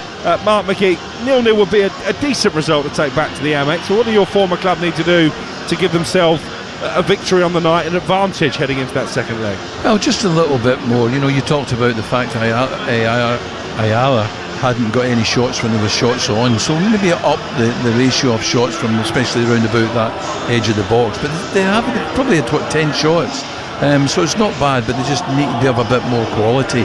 The final ball in hasn't found anyone. They've not got a lot of people in the box when anything is attempted to go into the box, so you know they do, and they are forced to sort of play a little bit more, make a few more passes. But I think if they just keep doing what they're doing, somewhere along the line there'll be a breakthrough. And in terms of the options on the bench, players who can maybe come on and change the game going forward, we mentioned that Ruter maybe has struggled a little bit as the number 9. Would you give Kostoulas a run out in the second half at some point? I think they want to, because I think the surface does take its toll, and I think that Rutter will have a role to play on Sunday, so I think they will want to change him at some point. There'll be others as well. I think Pascal Gross is going to be a big player on Sunday, and I think regardless of the state of this game, I think at some point they want to give him some sort of Cozier Dubry maybe. I mean, he had such a good impact on loan at Bolton last season, subject of interest from Rangers. Yep, I think that those are the sort of players, those more peripheral players. You can see the standard of the opposition. The standard of the opposition is such you can afford to give players like that their opportunity. You know, they're not playing one of the big guns where they're going to be out their depth. They can come in here and they can do a good job, and they, never mind Pascal Gross and Rutter, they can win the game for Brighton. So I think that there's an opportunity, given the standard of the opposition, for Fabian Hutzler to make some changes and to save some legs for Sunday. Yeah, interesting to see what the makeup of the Brighton team is for the second half. The Tromsø players are already out on the field going through their pre-second half workouts, led by the captain Ruben Trigard Jensen. Yet to see the Brighton contingent re-emerge in front of their 407 travelling supporters. A reminder, tickets are still on sale for the second leg of this Conference League playoff next Thursday. Adult tickets start from just £18. Head to BrightonHoveAlbion.com for tickets and full details. And of course, if you can't make it, then Mark McGee and myself, Alex Crook, will bring you live commentary right here on TalkSport 2. The music tells you that both sets of players are now back out on the pitch. The camera immediately pans to Ibrahim Osman. I think it's fair to say was the standout performer for the Seagulls in the opening 45. And it doesn't look as if either team are going to make any changes at this stage, so Brighton will get back underway with Verbruggen in goal. Vifa, Vuskovic, Buscagli and Caglioglu the back four, Gross and Yaukuye in front of them, and then Gomez, Ayari and Osman behind Rutter in attack. Yeah, I would have been a wee bit concerned about Pascal Gross coming in at half time, and the effect that this pitch has on you when you sit down for 15 minutes, you know, so he has to make sure he's warmed up right when he goes again, and he is going again, of course. Tromsø unchanged as well as we get back underway in Norway. The team in red and white striped jerseys, white shorts and white socks, attacking from left to right with Hugard in goal. The back three of Vadabu, Skirovic and Tonneson, Dahlqvist and Varned, the wing backs, with Edvardsen, Jensen and Larsson in midfield, then Nyhammer and Larsson in attack. Brighton all in blue, shooting from left to right. I know that you've been a little bit disappointed with Ayari in the first half, and I think he's one maybe they'll make a little bit of change there, because he's getting no space, he's getting no room to do what he does, and therefore they might have changed the shape a little bit.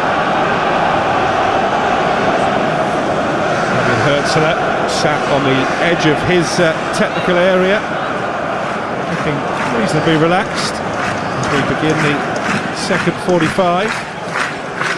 It's a throw in for Tromsø over on the far right touchline, like a foul throw potentially there as the ball is swept forward, headed away by Vifa, the right fullback, picked up by Larsson in midfield, and across into the penalty area, but straight into the arms of Verbruggen.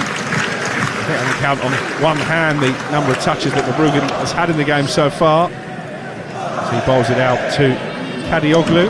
Now Buscagli, left corner of the Brighton penalty area. 0-0 the score. You're listening to TalkSport 2, the first leg of this Conference League playoff, as Tromsø have possession on the edge of their own penalty area with Skirovic. He plays it long upfield. Vifa with some defending to do, put under a little bit of pressure by Varned. Vifa stands firm and in the end concedes a throw level with a penalty area. Yeah, a little bit of indecision, you know, he didn't know whether to take the ball first time and try and come out with it, or to allow the Tromsø player to have possession. Yellow card there for Luka Vuskovic for a challenge from behind on Nyhammer. So a booking on his competitive debut. Just got caught the wrong side, didn't he, and wrestled Troy Nyhammer to the ground. Yeah, he was a bit too easily wrong-footed actually. You know, he's got to come out with a bit more awareness that he's maybe have to go back in. But he's come out, he's rushed out, he's taken himself beyond the player, and he's beaten himself really, and ended up having to give away a foul. a bit careless at this stage. And the free kick, probably not within shooting range, but in a very central position. Pinked in by the captain Jensen and headed back towards his own goal by Vuskovic, and plucked from the top right corner by Verbruggen. A little bit risky from the new arrival from Tottenham Hotspur, and then Vifa forced to run the ball out of play, and Tromsø have a throw. Good start to the second half from the Norwegian. Yeah, I don't think he knew what he was doing really. He just let it hit his head, and luckily it went back to the keeper. But Vifa's got himself in a couple of, a bit of trouble twice now in this early stage. He has to sharpen up his game a little bit. Ari back to Skagli on the edge of the Brighton penalty area. 0-0 the score. We've played just a couple of minutes of this second half, but so far it's been mainly Tromsø on the attack. Ball out to the right, and that's Vifa down the line for Gomez. Gomez will then come infield looking for Vuskovic. You're going to have to be careful now, having already picked up that yellow card. Ball back now with Skirovic to the heart of that Tromsø defence, and they've played it forward, and he's onside Larsen. He's one-on-one with Verbruggen. Oh, that's a brilliant save by Bart Verbruggen. Made himself big as Hein Assen Larsen let fly right-footed, having beat the offside trap. It was Route 1 stuff from Tromsø. He's not had too much to do tonight, Bart Verbruggen, but that was brilliant goalkeeping. 2 passes was all it took to split the Brighton defence. He tried to lift it over the keeper, spreads himself and saves in the end, I think, with the outstretched left leg, Bart Verbruggen. I think it was a great save. It was actually his left shoulder, I think. He spread himself ever so well. He stood up, he didn't go to ground too early. For all the world, I looked at that and I still thought that was offside, but we've not seen it close up, so we can't really say. It's going to be a corner from the Tromsø right-hand side. Bart Verbruggen earning his stripes there for Brighton. 5 minutes in the second half. By far the best chance that either team have managed to carve. Corner towards the near post and headed across the face of goal. Off a Brighton head, so it will be another Tromsø corner. I think he's frustrated, Skirovic, that he couldn't get that header on target.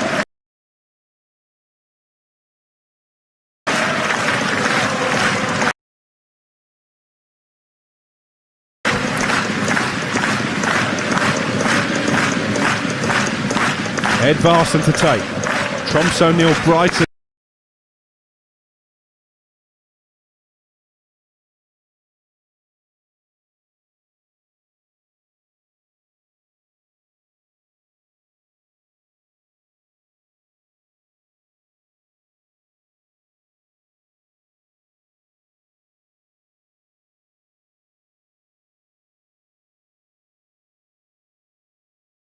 But the Seagulls coming under real pressure since half-time.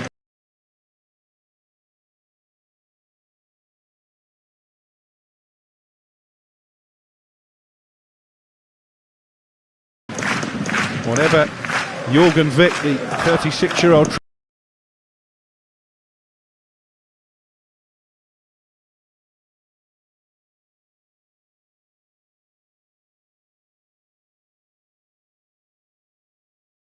Tromsø coach said to his players, has certainly had the desired effect. Edvarsson towards the 6-yard box, and again it was met by the head of Tonnesson, and he's flipped it right across the face of goal, past the far post and behind for a goal kick. Well, Tonnesson's got his head at both ends on a couple of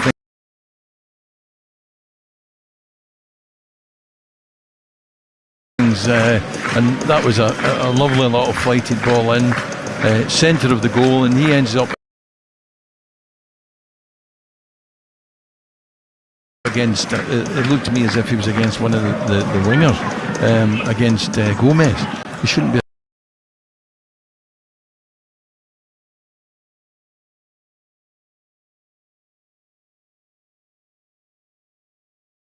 Against Gomez in centre half was probably the main threat. These are nervous moments, aren't they, for Brighton Hove Albion? 0-0. But that goal leading a little bit of a charmed life. Here's Pascal Gross though at the other end.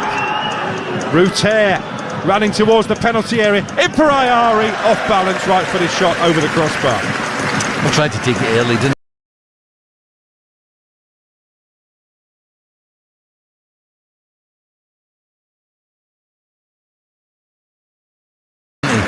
maybe he didn't get quite out in front of him the way he needed it, but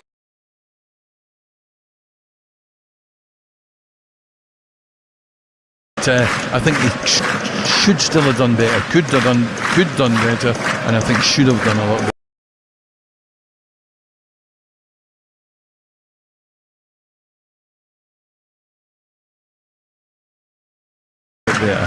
You know, that touch was poor. They took it back outside of his right foot a little bit. Tromsø 0, Brighton 0. First real sight of goal for Yasin Ayari.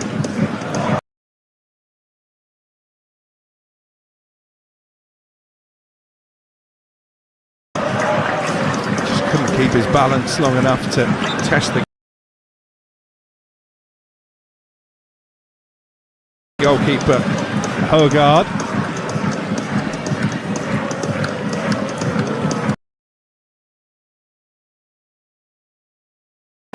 Brighton now will build from the back with Bart Verbruggen. How big a moment could that save one-on-one end up being over the course of the two legs, you wonder? Yeah, that was a great save.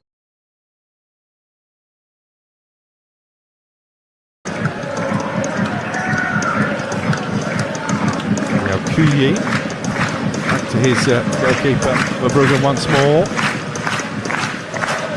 Now Kadioglu, but at the moment Brighton pinned back inside their own half. Vuskovic plays it across the back four to Buskaglu, who's asked to trot forward over halfway. 0-0 in Norway. Ruter sweeps it out to Vifa. His pass looking for Gomez is overhit, but I think it did deflect off a Tromsø player, so it's out for a throw, which is taken quickly down by that right corner flag. Is Vuskovic. Looking for, I think, Kadioglu, but behind him and kept it in play by the scampering Osman. There's Ayari, left corner on the penalty area, out to Osman. Seen too much of the ball since half-time.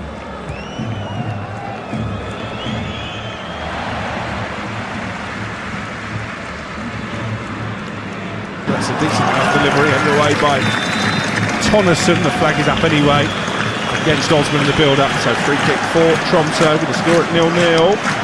Yeah, you know, I'm looking at Ayari's position, you know, and he's standing in the hole. You know, he's not coming off of the back four, he's not coming from, you know, off of the midfield player, he's just standing there, and he's too easy to engage then. When the ball goes to him, you know, the Tromsø player can get to him. He's got to be maybe a bit of cleverer movement, he's got to go back into the back four to come off so that he arrives in the space rather than standing in the space. Here is Mats Vifa for Brighton, 15 yards inside the Tromsø half. Back to Vuskovic inside that centre circle. Vuskovic to Vifa. Tromsø 0, Brighton 0. Now Kuya. Now Ruter with a good ball into Ayari. Can he get out from under his feet? Ayari with a shot, beaten away by the goalkeeper Høgaard. Good play by the Swede. Yeah, he received the ball on the move, took it to his right hand side, had to work a lot of position, showed great feet, and eventually got his shot on target. Much better from him. Pass fisted into him by Ruter in the build-up. He did really well to get it out from under his studs, gets the shot away, and fine goalkeeping again by Høgaard. Corner for Brighton, number 6 of the evening, to be taken by Buskaglu on the right-hand side. Big intake of breath from the number 21 for the Seagulls. Left-footed delivery, deep, too deep, over everybody in blue. Oh, brilliant piece of control by Gomez, and then back for Kadioglu, shoots left-footed. The ball whistles tamely past the far post and behind for a goal kick. What a take that was from Gomez. Yeah, that was brilliant, but I'm not sure if, you know, whistles tamely is a bit of a contradiction. You know? I think it trickles tamely. Trickled tamely. It was a poor shot. It was an opportunity, there's no doubt about it. Tromsø 0, Brighton 0. 9 minutes gone in this second half. Now Kuya out to the right, and Gomez after Tromsø started the half strongly. Brighton seem to have the game back under control now. Given away by Gross on the edge of the Tromsø penalty area. And well won back by Kuya. Here's Gomez, 10 yards outside the box. Plays it out to his right and Gross. And they're well organised, this Tromsø team. Plenty of bodies back behind the ball. As Ruter is dispossessed inside the penalty area by the skipper Jensen, and he pokes it behind for another corner for the Seagulls. Yep, trying to work a yard to get the shot away, wasn't able to, and the defender managed to tow it away for the corner, but it's still good stuff. The young player, Kui, he's made a terrific start to the second half. Not only has he been making himself available in those areas in the centre of the park, but he's also winning the ball back. He's shown a bit of urgency. Pascal Gross to take this corner in front of an empty temporary stand behind that goal to our right hand side. Good ball in, headed away by Edvardsen, picked up again by Gross, down by that corner flag, and his delivery hangs in the air and a little bit too close to Høgaard, the goalkeeper. He bowls it out overarm to his right hand side, looks to get Tromsø on the attack. I think maybe it's time now for Fabian to think about one or two changes for all the reasons we've said, to save people for Sunday for the Villa game, but also, to bring a bit of freshness to this. Ball given away by Tromsø to Ayari inside Brighton territory. Kuye then to Pascal Gross. They're looking to pass their way out here, Brighton. Early in the second half, 0-0 on TalkSport 2. From the Arctic Circle, Vifa. Ball out to Gomez on this near side, the Paraguayan. He plays it back to the halfway line, and teenager Vuskovic, still only 19, the £50 million man. Here's Osman, down the left corner of the penalty area. Ball crossed in low by Buscagli. Cleared, but one back again by Buscagli initially. Now Osman down by the corner flag. Buscagli with a chance to cross towards the near post. It was an important header behind by Skirovic with Pascal Gross lurking. Brighton have their latest corner. Maybe it's time for Brighton as well to try something different in the corner. They've got a lot of balls in. They've been decent balls from Pascal Gross most of the time, but maybe a short corner, maybe some variation. Gross stood over the ball on the Brighton left in front of those 407 travelling Seagulls fans who made the long trek to Scandinavia. Goes to the near post, headed away by Skirovic again. Here's Ayari, prods it back into the penalty area. Pascagli with a low ball in, which again is well defended. Have to be impressed, Mark McGee, as Kadiola gives away a free kick. I think out of frustration he's going to get a yellow card as well. Have to be impressed with how well Tromsø have kept their shape, made it so difficult for Brighton to play the ball in and around them. Yep, and when we did our homework before the game, this is what we deduced. They'd be compact, they'd be solid, they know their jobs, they stick to what they know, they try and counter, off of giving the other team, particularly a team of Brighton's calibre, giving them more possession, which has absolutely been the case, but being disciplined and they're fit. They're halfway through the season. We spoke about that. Here's Varnett attacking down the left-hand side for Tromsø. One back by Vifa. No free kick according to the referee, and then Brighton just played it long upfield, and it's full really. The ball is back in Tromsø territory. Varnett trying to take on Vifa at the other end. Yeah, I think he tripped over his own legs, didn't he? Meanwhile, Brighton pressing high, trying to force the error from Tromsø. They've been relatively comfortable playing the ball out from the back. The purple-shirted Høgaard into midfield, and then Buscagli frustrated that Nyhammer goes down in his mind, looking for the free kick. It's going to be a throw-in for Tromsø instead on this near side, and Brighton have possession back with Vuskovic, 0-0. The referee's been good, he's let it flow. When he's had to step in, he's stepped in, but he's kept more or less out the way. I think he's been good. Osman, not seen as much of the ball so far in the second half as he did in the first, but he's running towards the penalty area. He's dispossessed by Edvardsen. They're played forward by Dahlqvist, and Edvardsen into midfield. And there was a late challenge by Kuye on Nyhammer. That was a foul, and it will be a free kick for Tromsø. Yeah, I think Yaku's done well. For the young player that he is. They'll be sort of liking him to the type of player he is to Conte. He's there winning it, but he's also passing it. He's getting it. He's got a calmness. He steps up the tempo. He does a lot of that. He looks decent for me. Well, we're going to need a Carlos Baleba replacement probably with that move to Manchester United. We understand certainly from sources at Old Trafford likely to happen, and Yankuba Minte to Liverpool, potentially £50 million offer rejected, seemingly not too far short of what Brighton would want to do business, so it could be a fairly busy end to the transfer window down in Sussex. As again they're trying to play their way through here. Tromsø, ball up towards Nyhammer. He got in between the two central defenders, but Kadioglu did well just to usher him off the ball and regain possession for Brighton, and then brings it clear, Kadioglu, towards Gross on halfway. No doubt at some point there'll be some sort of explanation as to why Brighton would even consider Baleba and Minte leaving the club. But for me, these are the two stars of the future. I mean, I don't quite get it, I must admit. Skagli deep cross towards that far stick, headed behind for what will be another Brighton corner, well defended by Varner, the 20-year-old. 15, which means we are sold out. 6,015 sell-out crowd announced over the PA system. 407 of those have made the trip from Brighton. We're about to watch Pascal Gross take a corner, dead in line with where they're situated. Those travelling Seagull supporters, but not his best delivery, and it's cleared towards the halfway line where Kuye, under pressure from Jensen, has to find his goalkeeper Verbruggen. He in turn bowls it forward down the left-hand side to Skagli. 0-0 the score. Yeah, I have to say about the sport. Sorry, I'll let this one. Yeah, because Osman's made a decent dart, and then Ruter down the left-hand side looking for the cross-come shot that's diverted behind for a corner again for Brighton. Yeah, I know several supporters who have gone there, and it's not been straightforward. It's been a kind of trains, planes and automobiles for some of them to get there, so it's a big effort to get to somewhere like that.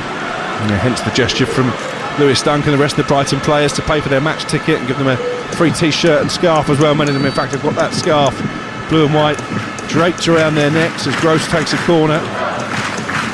Over on the left-hand side, double figures now Brighton in terms of these corner kicks. Vuskovic rising at the far post. I think he headed it against his own teammate in Skagli, and it's booted away by Tonnesson. Considering they've had 10 corners, the delivery's just been a little bit off, hasn't it? Yeah, it's been a kind of a bit basic. It's just slung it in there. You'd like to see a little bit more pace in it, or a little bit variation on where it's arriving, because it seems a little bit random. A huge part of set plays for me is that, we talk about movement and we talk about runs and we talk about the biggest thing about any set play is the delivery. And if the guy who's delivering it doesn't prove it where you need it, then you're not going to be successful. And he has the ability, Pascal Gross, to do that. But it's a bit, tonight I feel it's just a little bit casual, a little bit random. Is it a case of him just getting his eye in maybe at the start of a new season? It could also down to that. It could also be that they're satisfied not to give too much away at this stage. Villa are watching this. So they don't want to show Villa all their tricks tonight. So they're just keeping it simple. Well, you say that. I know for a fact. A couple of years ago, when Newcastle beat Liverpool in the League Cup final, they played them in the Premier League a couple of weeks before, and they deliberately took rogue set pieces in that Premier League game so that Liverpool didn't know what they were going to do from corners at Wembley. And of course the first goal was Dan Burn header from a corner. Well, there you are, and that's the detail that modern coaches, modern managers will go to. We would have adopted some of the same stuff. Now we're not talking about spying, but we do our homework, and we know that they're going to be watched. We know that Villa are going to be watching this and looking for any clues that could give them an edge on Sunday. So Brighton don't want to give them any help whatsoever. Tromsø made the first change of the evening. One of the Larsens has been taken off. Lars Olden Larsen replaced in midfield by Letsin Kamos. So fresh legs for the final 26 minutes of this first leg as the ball is pumped up into the Tromsø penalty area. Vifa couldn't bring it down and he's out for a throw. That looks like a positive move for me from Tromsø. Kamos is a striker. He'll go on up front. I think what change they'll make, I'm not sure. Maybe more to they might go to a 4 or 3-3. we'll need to have a look, but well, they'll know, won't they, Tromsø? Yeah. Their best chance of going through is to have an advantage from this first leg to take to Sussex in a week's time. Does look like there are a couple of Brighton changes in the offing as well. Here is Osman down the left-hand side for the Seagulls. 0-0 midway through the second half of this first leg. Vuskovic shifts it to his right and Vifa. Now Diego Gomez. Gomez infield for Vuskovic. He's going to cross deep towards the penalty area. Ruter was the target, but it's cleared away by the red and white jerseys. And now collected by Kadioglu back towards the halfway line. Immediately rolls the pass forward to Osman. Osman back infield for Buscagli. Doesn't have to worry too much about his defensive duties tonight. Olivier Buscagli. Vuskovic out to the right. And Gomez level with the 18-yard line, infield to Gross. Gross gets it back from Gomez.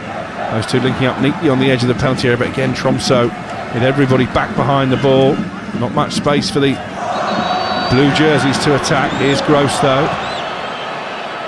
Sweeps the cross in from the right-hand side, met on the volley by Osman. It was good technique and blocked by Dahlqvist. Yeah, Adventure, that was on target. You know, it was a decent contact, but it was also quite a good bit of defending. He's got out there quickly.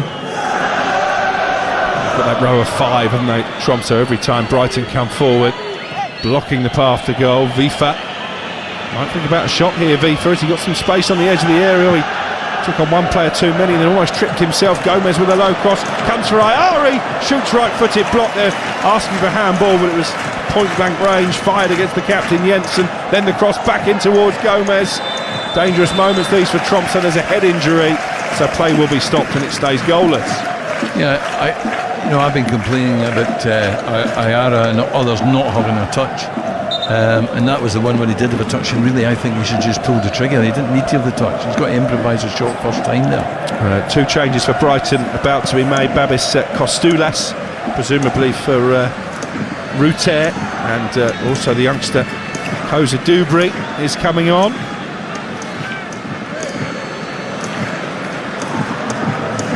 Maybe I was a bit hard on Ayari there. Does actually come back a little bit between his feet and he had to maybe have a touch. No, it's not Ruter actually, it's Diego Gomez and Malik Yaukuye who make way. So Ruter, you'd imagine, will move into the number 10 position now. Ayari probably will go out wide. Koza Dubry on as well.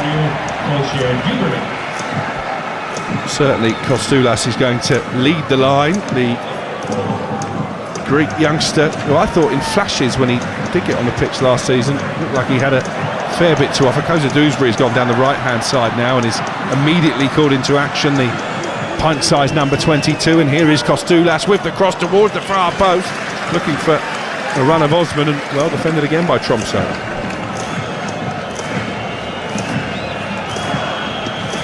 What do you make of those changes, Mark McGee? Yeah, I think it's it's a little bit like for like, but it's fresh legs. It's giving people an opportunity, these young players. Already on the right hand side it's looked a little bit livelier. Koza Dubry forward to Kostoulas, rolls it out to Pascal Gross, left footed ball to the far post, which is picked up on the corner on the penalty area by Osman. Ayari's gone to a deeper midfield role now alongside Gross. As the ball is whipped in by Buscagli. Oh, Gross tried to meet it on the volley, didn't get clean contact in the end, pokes it goalwards right-footed, and it's blocked by Skirovic. Good bit of pressure this from Brighton though. Yeah. Immediately, Kostoulas and Koza Dubry very much involved. Yep, and if you want the ball to fall to anyone in that sort of situation, it's Pascal Gross with his technique and that, but he gets it all wrong, completely wrong. Is that the pitch? Did it just take an awkward bounce as he went to hit it, do you think?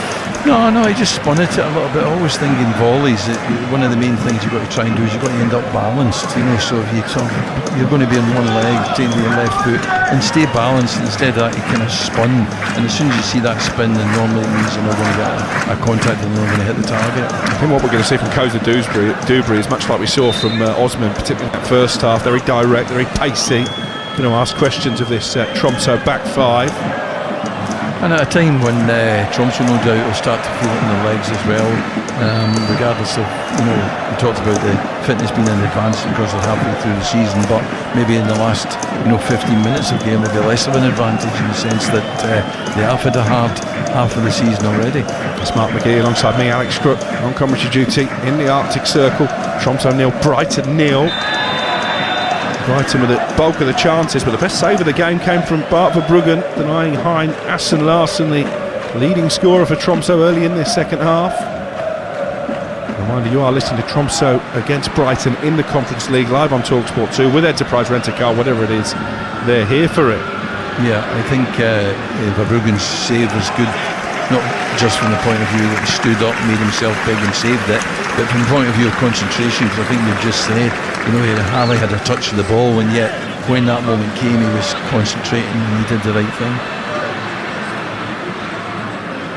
Bart Verbruggen was the undisputed number one anyway. There was maybe some talk that Carl Rushworth could come back from his loan at Coventry and put the pressure on, but that loan move made permanent, and if they do sell Minte and Belieber, they've already sold Danny Welbeck to Chelsea, Rushworth at £20 million. It's been a very productive summer in terms of boosting the coffers for Brighton. Here's Ayari inside the centre circle, good footwork from him to get away from trouble, and then plays it forward to Koza Dubry. Now for FIFA on halfway, 0-0 the score. I think the Brighton supporters have always been sort of led to believe that boosting the coffers is not a priority for Tony Bloom. Tony Bloom can carry that without having to sell. So if he's selling these sort of players, there's got to be other reasons, regents, the players themselves, whatever, unless... Well, I think that Belieber deal's been a year in the making, isn't it? Yeah. Manchester United tried really hard last summer. Talk about that, and perhaps they did a deal with him, perhaps they said, well, give us a year, then we'll let you go. I'm not sure about that, but I'm not sure that the finance is a big concern for Tony, so he'll be disappointed to lose this level. Because of course they've also lost Danny Welbeck, as you say, and Milner. He's lost a lot of experience. We've still got Pascal Gross, but he's kind of on his own. Solly March, Joel Veltman. Exactly, yeah. Adam Webster. Yep. Three stalwarts, really. Here's Koza Dubry, the opposite end of the career spectrum. Out to Ayari on the right hand side. Clever free kick one. Sold Tonneson down the river, and a chance for Koza Dubry now from the short free kick to drive the ball into the penalty. That's a disappointing cross near post, straight into the arms of Hergaard, and well into the final 20 minutes. Tromsø 0, Brighton 0. Second leg live on TalkSport 2. This time next week we'll just be getting underway at the Amex, 7:30 kick-off. At the moment it's on a knife edge, isn't it? Although you would make Brighton heavy favourites at home to get the job done. Yeah, I think it's on a knife edge in the sense that it's 0-0, but I don't think it's a knife edge in the sense of the balance of play. I think that Jensen into Carmos, though, edge of the penalty area, offside flag, belatedly goes up, free kick for Brighton. Yeah, they have to be careful. I think he scored at the weekend. They lost 3-2, but he got himself a goal, so clearly he can get a goal. So they have to just be a little bit vigilant.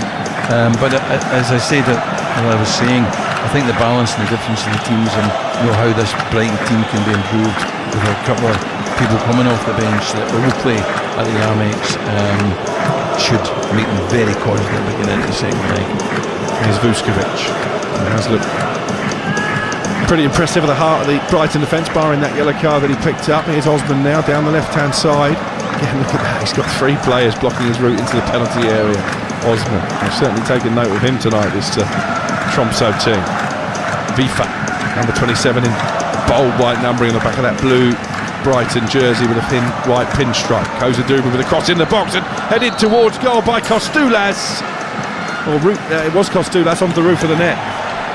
That was an opportunity, and that was a headed one in the sense of that he had the opportunity to get something on it, as opposed to the header earlier where we saw the Brighton defender just not quite been able to get above it, but that was a great opportunity. Kostulas, who scored against Bournemouth and Manchester United last season, another of the teenagers that Brighton have invested heavily in recent transfer windows.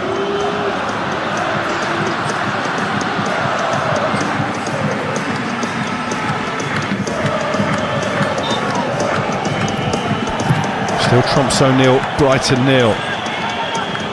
0-0 would certainly not be a disaster for Brighton if they could nick it 1-0 in these final 15 minutes, then Fabian Hertz, I think, will be absolutely delighted, given still very early in the season and given the artificial surface and the air miles that they've clocked up to get here. Strong defending on this near touchline by Mats Vifa. Behind Aston Larsen, not happy, feels he should have a free kick. Referee says play on. And then Osman able to turn away from his man, and had he played the better ball to Pascal Gross, he could have been away there.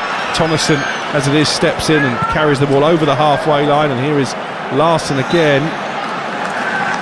Goes down under a challenge from Koza Dubry. I'm not sure there's much in that one either, but maybe the referee, having waved away his appeals for the earlier claim, felt he should give it. I wasn't even sure what the referee had given there, had they given in. The play just seemed to stop.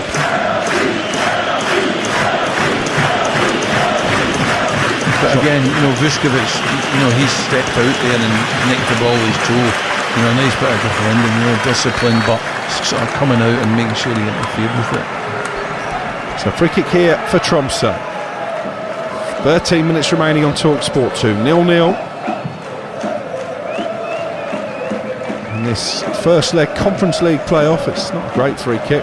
Kostulas, and keeping the ball in play, has managed to set Tromsø on the attack. Low cross blocked by Buscagli. I think he's had a really good game at the heart of that Brighton defence. Buscagli. Here's Carmos, forward into the penalty area, but Vifa alert to the danger, got there ahead of Larsen, and plays the ball out for a Tromsø throw level with the 18-yard line. I think Fabian Hudson will be happy with his back four. I think the ball performed well enough. I think they've done a good job. They're bringing on some of the bigger guns now, and maybe this is where they kick on and win the game. Maxim de Kuiper is coming on, so too is Jack Hinshelwood. De Kuiper replacing Ibrahim Osman. The Belgian de Kuiper and Jorginho Ruter will make way for Hinshelwood.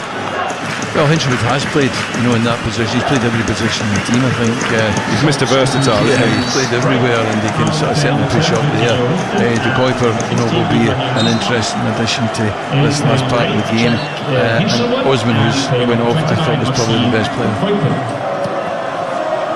Yeah, certainly in that first half, when Brighton were firmly in this end. Has it been a bit more even since half-time, and still the big moment, the one-on-one save that Bart Verbruggen made to deny Larsen. Here is Kostulas on the edge of the penalty area into Hinshelwood, who's going to shoot right-footed, and it hit Tonnesson. He did well actually to readjust his body and just cushion the ball back to the goalkeeper Hurgard. He took any pace out of the effort from Jack Hinshelwood. Yeah, I think Jack Hinshelwood has taken up that Ayari's position in this, as a 10, the central one. He can get a goal. Is that a new number for Hinshelwood this season as well, number 8? I think it might be. Here's Pascal Gross into the penalty area, cuts the cross back. Kostulas was up there, headed away by Tonnesson. Ayari volleys it into the ground, and then, Hadioglu finds Gross. I'm not sure he meant to over on that far side, but still Brighton on the attack, still looking for the first goal in this game. Gross, little dig ball into the area, cleared again by the Tromsø defence, and this is Nyhammer looking to bring it forward. It's given away to Koza Dubry. He just showed a little bit too much of that, I think, to Varnard, and then in his desperation to make up for the error was grabbing the shirt of the left wing back. So it's a free kick for Tromsø inside their own half. Yeah, it's showing a little bit of his inexperience there. He's got a greater awareness. He's got to understand that they're trying to get the ball back from him, and he doesn't have the sort of time to turn out and go back out that way. He has to get it under control and make sure he knows where the opponent is. Tromsø taking off their leading goal scorer Hein Aston Larsen, the man who forced that save from Verbruggen. It's part of a double change, and one of their other danger men, Dahlqvist, who we picked up before the game, has made way as well. That is a new number for Jack Hinshelwood, by the way. He was 13 last season, but gave that back to Pascal Gross. Yeah. So Dahlqvist hasn't been able to get into this game because of how well Osman and Viva played down this left-hand side. Brunt is on for Larsen, leading the line now for the closing 10 minutes plus stoppage time. 0-0 the score. Substitution Tromsø. You are listening to Tromsø against Brighton in the Conference League, live on TalkSport 2 with Enterprise Rent-A-Car. Here for it, book now at enterprise.co.uk. It's difficult to sort of complain about the pitch. The pitch doesn't seem from our perspective to have played that much part of the game. I don't think they came from away complaining too much. There's not been a lot of really bad bounces. We know as a player that it's different for you when you're out there, but the pitch seems to have played quite well for me. Rosa Dubry infield to Vifa. Brighton still looking for an advantage here to take back to the Amex in a week's time. Rosa Dubry hugging this near touchline back to Vuskovic, who hasn't been afraid to get forward. The giant Croatian centre-back. Now Kadioglu out to his left-hand side. And Hinshelwood. Brighton keeping the ball neatly here, but again Tromsø well organised, out of possession. Everybody back inside their own half. Everybody knows their job. It's been a theme of the evening from the Norwegians. Gross near touchline will play it back to the halfway line with Vuskovic. And now Yasin Ayari shrugs off one challenge out to Koza Dubry. Shifts the ball onto his left foot, then finds Gross. Gross with a right-footed ball into the area, headed down into the ground by Hinshelwood, but bounced kindly in front of Hergaard. Neat technique from Pascal Gross to fool his marker and get the cross in. You know, even in the last few minutes he's been involved a couple of times. He just has that patience, he nurses it, he gives it, he gets it back, and he gives people time to be on the move. The ball came in there just a little bit low, and it was dipped in front of Jack Hinshelwood, and he wasn't able to get enough on it. Tromsø 0, Brighton 0.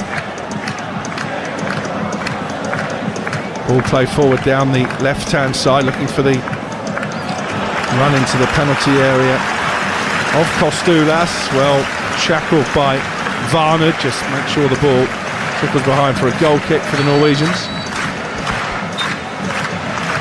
I'm not sure we're going to get a goal tonight, Mark McGee. It's beginning to look that way a little bit, but then the best thing we can do if we want to go is predict that there's not going to be a goal. Reverse psychology, they call that, don't they? It's sort of commentators' concepts, kind of opposite. Yeah. Tromsø have been pretty content to sit back for much of the second half, certainly after that early foray. Max Vifa has given away a free kick, and he might be a bit fortunate to escape a yellow card. It was a burst forward down the left-hand side as we look. He's just caught the wrong side, Vifa. I'm surprised he's not been shown a yellow card for that one. It was Invar. Yeah, another of the players who've just come on, showing fresh legs. And a little bit of speed, which is always dangerous, and I'd like to think that Wafer will start to take a yard and just step back in a little bit, not get too high up against him, because clearly that lad's got pace. Free kick here for Tromsø late in the game, 0-0. Plenty of red and white jerseys forward. Tonnesson has been very good in the air in both penalty areas over the course of the game. We've got 6.5 minutes still to play on TalkSport 2. Jensen, the skipper, looks like he's going to play this in left-footed towards that far post, but Tonnesson was lurking. Must have got a call to leave it there, and it was a pretty tame header in the end from Grunt. Brighton immediately look to counter at the other end. 0-0.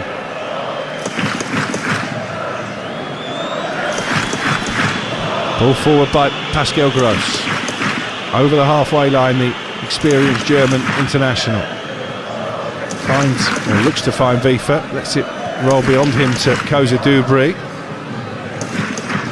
Back with Gross in the central midfield position now. Vuskovic quickly out to his right. You can see the ball doesn't move particularly freely, does it?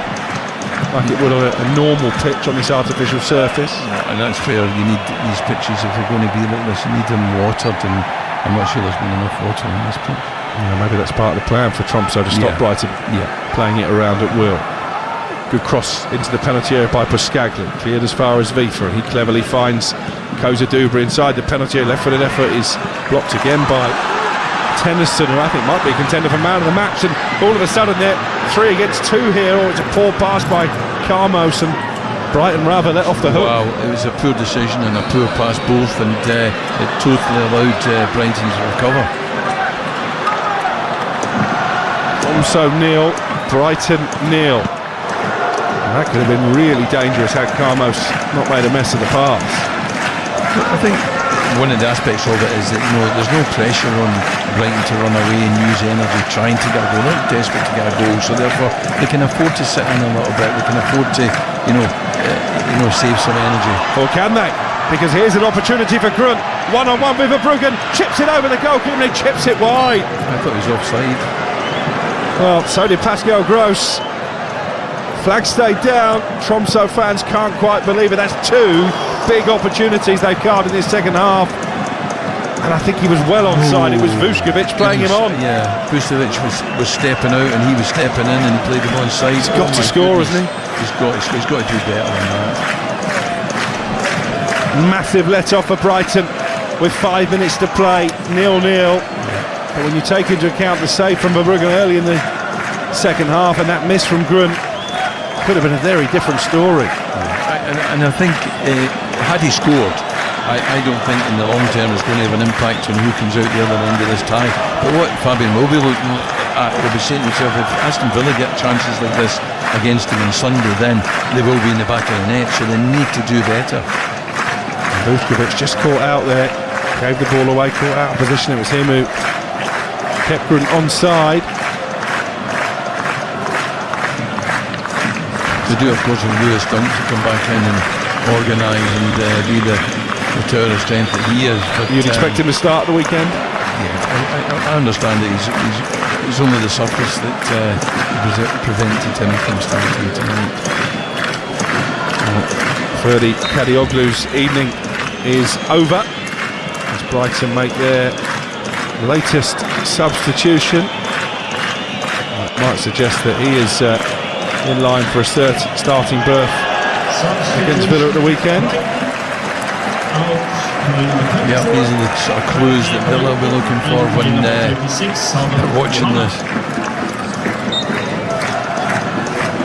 Ooh, no, he sklaffs it completely.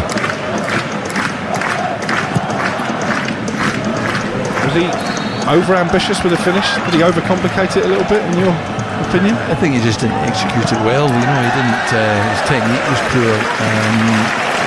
There's so much goes through us strikers' head, particularly a young striker like that.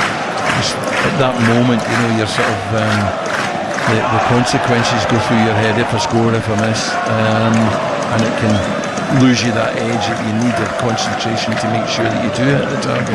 Yeah, latest Brighton change, by the way, Kadioglu off. Another of the youngsters, Zadok Yohana, 19-year-old Nigerian, is on for his debut. That'll be a positive for Fabian Hurst. The fact so many young players have been able to get minutes tonight.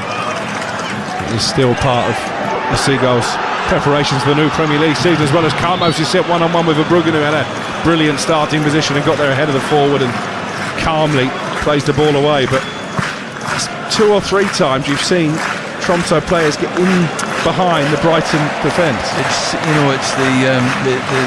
hallmark of what we expected before the game, that's how they play. They absorb a bit of possession and they counter, and when Brighton are kept as high a line as they have been in this last period, they're up to the halfway line and there's a chance they're going to get slipped in. Tromsø 0, Brighton 0 into the final few moments on TalkSport 2 of this first leg of the Conference League playoff.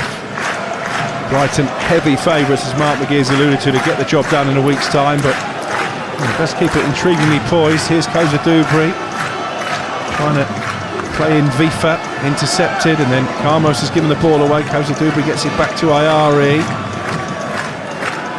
Any goal now for either team certainly would settle it on the night, you feel. Hannah down that left-hand side wins a throw. Throw in taken short. I think one thing is, from Tromsø's point of view, if Tromsø go to Amex 0-0, it's such a different prospect from going there and they're losing 1-0, because they then have to come up with some invention that is going to see them beat Brighton. As it is, they can go there at 0-0 and it's a dangerous position for Brighton, even though we think that eventually Brighton will come through. Goes Dubry to Gross inside the penalty area. Gross's cross is blocked behind for a corner. You know, this isn't a bad result for Tromsø. There will be a minimum of 3 minutes of added time. We're into 3 added minutes at the end of the 90. Corner played short.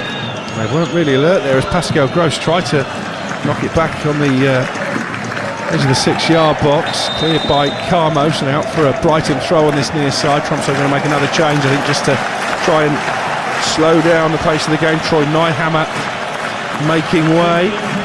So that's a change at the top end of the pitch, and Brout is the replacement.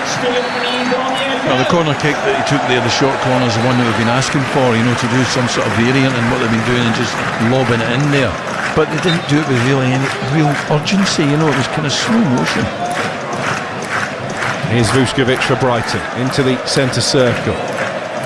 Patted down to Ayari.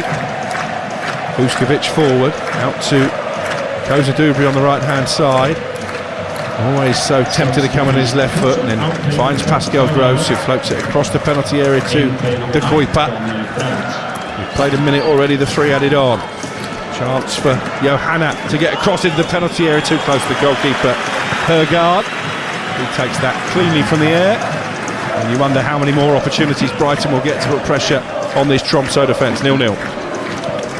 I think at this stage Brighton just have to be careful. Don't get stretched, don't get over ambitious and think that we can run away here and get a late goal. They don't need a late goal. You know, they go back 0-0, they've been in a great position to progress.